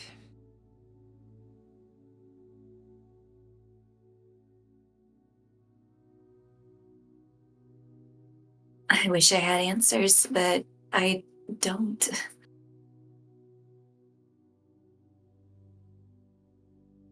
Are you worried? I can handle myself. Well, I know you can handle yourself, but the idea you've never been and your name is in their logs. It's not good. Sydonea is not the place you wish to be on their record. Trust me, you don't want to be on their record. Why?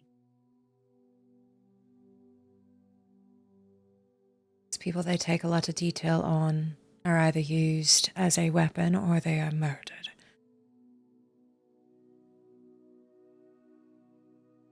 Yeah, that's not great. No, Not great at all. no, it is not. And you can't think of any enemies that would be there? I really can't think of anyone who would have the capability to do that. I do not know. Well, thanks for looking out for me. But I guess there's just not a lot you can do about fate, huh? Fate has a very strange way of winding its tendrils, doesn't it? Yeah, sure does. But let's not bring down the room. It's supposed to be celebrating.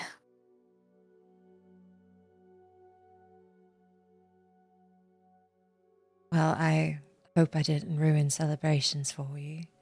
Just thought that this might be something important. It is. Thank you, Beltov. You're welcome. You're my friend. Ugh. You're being really happy. I already gave out a hug today, so don't expect any others. Nah, I'm not expecting any. Thanks for the drink. You're welcome. You should go have fun. I will do my best. If you wish to join us, you're more than welcome to. I will be doing my best not to look creepy. And he will clink your glass and walk off as he references the last conversation you both had. And she'll give a little smile and just try to slink back to her routine wallflowering. Okay, and with that, we're going to pan to Velphie. How else are you spending this celebration? Are you doing anything, or are you just enjoying chatting with everybody at the bar? She'd probably chat for a while, and then she would probably drag Ontir out to dance too. She wants to dance as well. But otherwise, she would just kind of be just enjoying the uplifted mood. Just trying to spend time with people that she loves. Alrighty. And you are able to dance with Ontir. He's very much enamored and distracted, so he doesn't dance very well, but he's trying to lead, but ends up following you more than he actually dances well, as he tries to give you a good dancing experience. Cool. And with that, is Professor Friedrich doing anything, or are you just enjoying celebrations? Just enjoying the evening, continuing to dance as much as I can will myself to. All right. And you're able to dance the night away with Calandra. Quirin, is there anything else you're doing? You said the group of kids that were playing got shooed off to a side somewhere. Yeah, so they're not in here as all the adults are drinking and dancing. They've been moved somewhere else.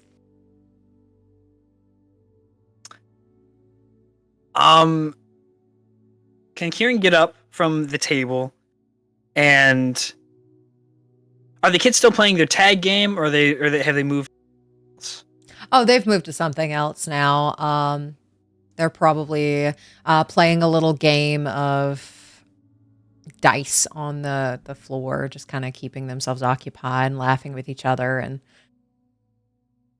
they have a caretaker watching over them. Okay. All right, this might be a little weird. Can Quirin try and go around to like where he knows people live, like their rooms or buildings or whatnot? Can he try to find some sort of like ball, like in above table terms, like a soccer ball, sort of something Yeah. equivalent to that? Yeah, you're able to find a ball that they have that they play with. He's just gonna take the ball, look at it for a second, and start walking over to where the group of kids were. Whichever kid was the one talking about, oh, this monster's gonna get you, or whatever, he's gonna walk over to that one. Very awkwardly, because he doesn't know what he's doing, but hi, I'm Quirin. And as he'll do that, he'll stick out his hand, but then look over at their caretaker, like, just like, okay, it's fine. She just looks at you and she watches. But kids seem fine. You seem fine. And he'll stick out his hand to the kid. Quirin, what's your name? You can call me D. D. I don't think I've ever met a D before. I noticed you guys were playing a game and it looked like you were having fun. I had another game that I used to play a lot growing up if you want to try something new. New game? Yeah. Tell me. And he starts calling all the other kids over to like learn the game. Well, it takes this ball right here. He's holding up in front of him.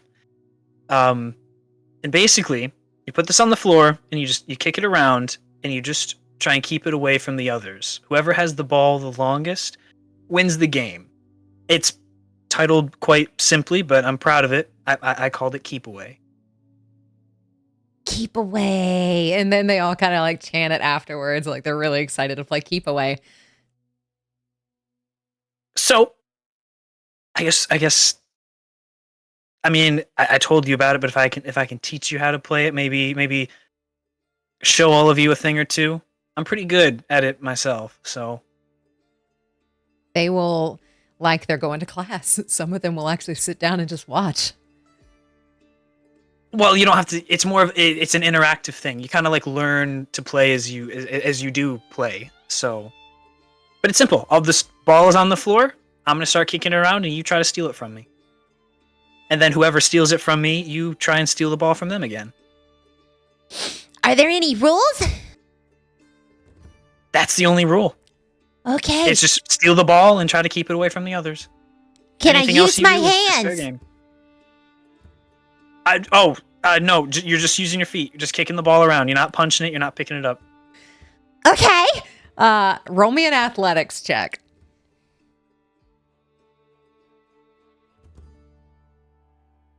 Uh, 15. Kid actually rolled a 15 on the dice. So as you're teaching them how to take it, he does manage to steal it. And I think he'll just stand there a second, like, shit, that was really fast. Okay, but he'll have a larger smile on his face than what he had before, and continue probably with the other group of kids and just kicking the ball around and such. And they pick up on it pretty quickly. And you hear like the joyous laughter of kids that are playing a new game. And they're all really excited as they're playing with Mr. Quirin, learning how to play Keep Away. and just doing that. And they will go until you don't want to. They do not tire first. Probably after, I don't know, half hour or so, I think you tap out. Mr. Quirin, you gonna play with us again sometime soon? Sometime. I'm a little older than you are, and just tired. But you guys keep going, and I'm sure we'll play again sometime. How old are you? Are you like 100? Is that how old you are? D, if you round down a little bit, you'd be a lot closer. He looks lost in math. Okay. Just you keep guessing, and I'll let you know when you get it. Okay? And he nods and he starts talking to the other kids. How old do y'all think Mr. Quirin is if he's so old he can't keep up? D, but we'll play again. You guys have a good night. And they are just taking guesses at how old you are, but they do allow you to leave as they continue this game of keep away that you've taught them. Go back to the table, taking probably the last gulp of his drink that he left there, and calling it a night. All right. And with that, Professor Friedrich, how are you spending the rest of celebrations? I guess probably just dancing until it starts to lull a bit, and then I guess then I would just thank Kalandra for the evening and bid her good night. And sort of slink off. She's the only person I would tell bye to. She gives you this little bow. It's very elegant. Little curtsy. I'll try to mimic it as closely as I can. She gives this little giggle. Thank you for the dances. The pleasure was all mine.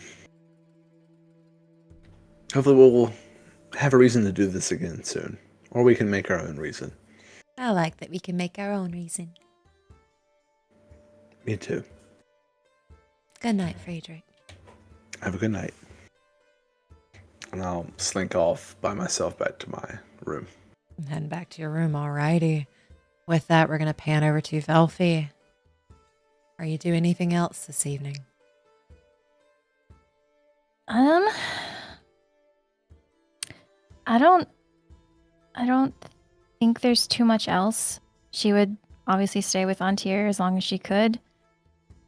And once I guess the celebrations die down and they have to part, she'll say goodbye.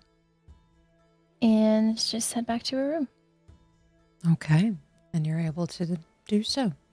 As you head back to your room and Antir starts to get escorted away. It's a lot later in the evening than he's normally allowed out. But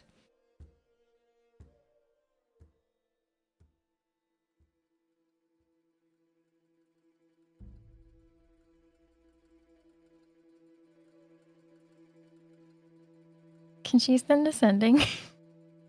go for it. Okay. So she's going to, when she gets settled into bed, she casts sending to Antir.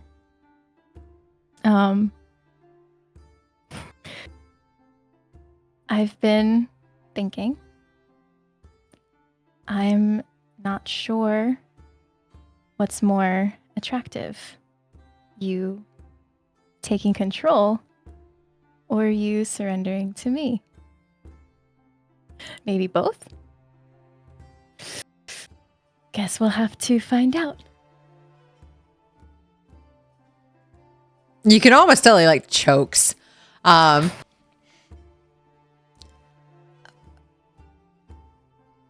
Well, hopefully we can find out soon. But I would happily surrender to you. Good night, Velphie. She smells and just goes to bed. Okay. And with that, panning over to Ruby, how do you end your evening? I think after it starts to like get a little quieter, she would go hang with Beltov for a little bit. And as it gets quieter and quieter, she would just lean over and ask, "Do you know if anyone ever climbs the tree?" I do not know. Do you want to climb the tree? I kind of do. You know, it's nice being on the outside and getting to see all the stars. But all of these little twinkle lights, they're mesmerizing. Be nice to just be surrounded by them. Do you want to climb the tree? I do now. I never knew it was an option. Well, try to keep up. And she'll like try not to get attention, and she'll scoot around to a side of the tree where no one's kind of has like a good viewpoint. The floor doesn't turn red, and she begins to climb. Alrighty. He will try to keep up. Go ahead and roll me an acrobatics or an athletics to see how quickly you can get in that tree. Okay. Ooh, I rolled an 18. What is my acrobatics? Ooh, 27. Okay, with a 27, he's a little slower, but he rolled a 17. So you're able to like book it up that tree. He does take a little while, but he does manage the footholds. He doesn't fall as he follows you up into this tree, and it's a big canopy. These branches are so thick that you can easily sit on them without worrying about them creaking, cracking, or anything of that nature. And you're surrounded by these emerald green leaves that just completely cover everything in this tree. Once you get up to a certain point, no one's going to notice you're in there. The band is still playing, and you can tell that these little fireflies, they do twinkle like little stars, but they twinkle in a way that fits the rhythm of the band downstairs. And they're not synchronized, but you can tell that they're all in a rhythm together. And Beltov will make his way up about 3 or 4 minutes after you do.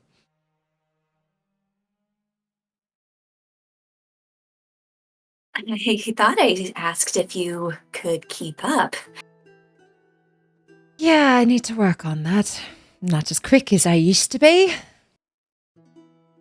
Or That's you're all just right. really quick. Maybe I'm young and you're not. I mean, point taken. It's nice. We don't have to talk. We can just sit if you want. He looks around, takes in the view that he can see. I am happy in silence if you are. I always am. And she's going to lean back on a branch. He leans back too. And just, yeah, she'll just hum absentmindedly. I know we said silence, but does that song mean anything? Just get these little melodies stuck in my head. But I also created a habit, you know. Try to not let the voices be what's the only sound. I know the band is out there, but whenever I hum, you know, when you hum, you can hear it inside your head. You can feel it in your teeth and your throat. Sometimes it just helps to make it feel normal. Whatever that means. Normal's different for everyone. But it is a very pretty melody. Thank you.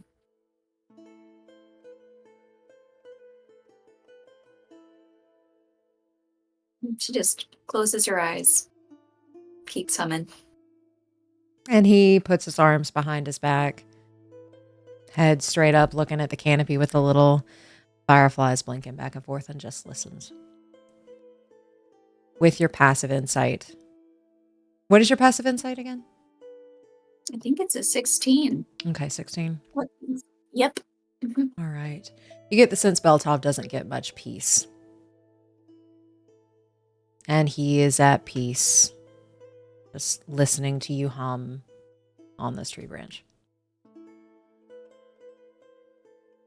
Yeah, she just stays up there till she actually does start to fall asleep. And then, having probably learned this lesson before, decides to climb down from the tree before dozing off. Right. And as you climb down from the tree, Beltov is asleep. He just Michelle- conked out in the branch. She'll give his foot a little waggle. He wakes up. Time to move. Okay. And he actually falls right back asleep. He is not a morning person. Once he's asleep, he's gone.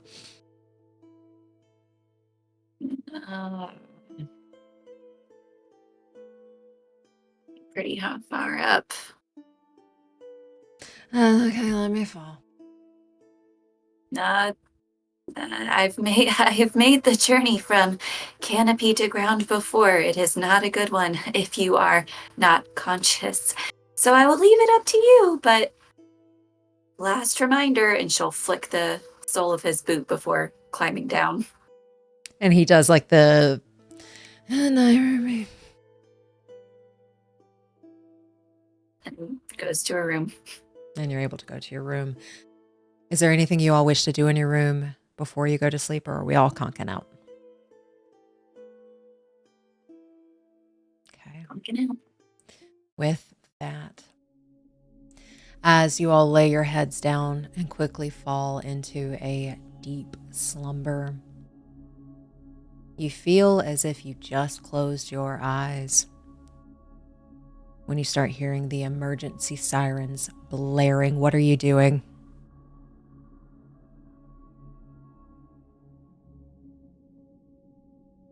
Oh, she's up and running to the tree.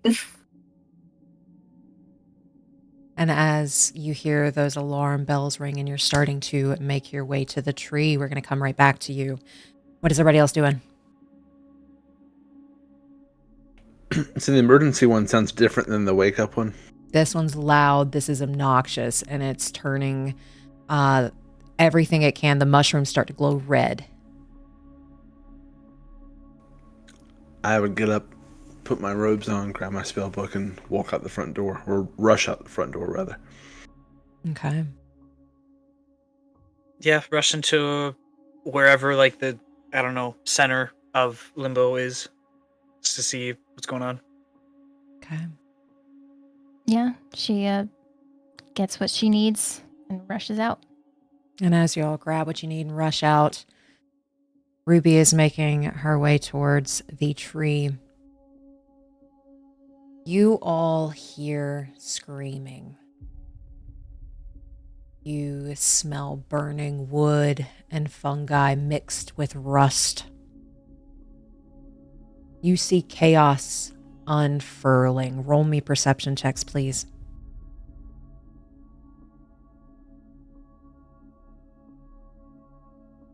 Dirty 20. 15? 19. Nat 1. Natural 1. Where are your thoughts currently, Professor Friedrich? Gosh, that's loud. I wonder where everyone is. What's going on? What time of day is it? Okay, with you being slightly disoriented, with a natural 1, you still see some of it. The giant tree is burning. The symbol of life here is burning. It's in this charred, crisp. Ruby and Quirin, you see individuals with porcelain white animal masks making their way in. They look organized. They look powerful. You've never seen these masks before. Velphie, you see those animal masks and you know exactly what they are. You specifically, you said with a natural 20 or a dirty 20? Dirty. Okay, with a dirty 20, you see one that looks like Chameleon's mask. The masks of Sydonea have found Limbo. Sydonea is here. And with that, that's where we're going to call tonight's session. Thank you so much for watching Session 38 of the Order of Narvosc. Session 39 will be out on May 2nd. Please make sure to check out our players' social media accounts. They are wonderful and they deserve your support. You can find those links in the description below. And if this is the kind of content you enjoy, please press that like button, subscribe, and ring that bell. That way you get notified when Session 39 comes out. Remember to be the light that drives out the darkness, adventurer. We'll see you soon.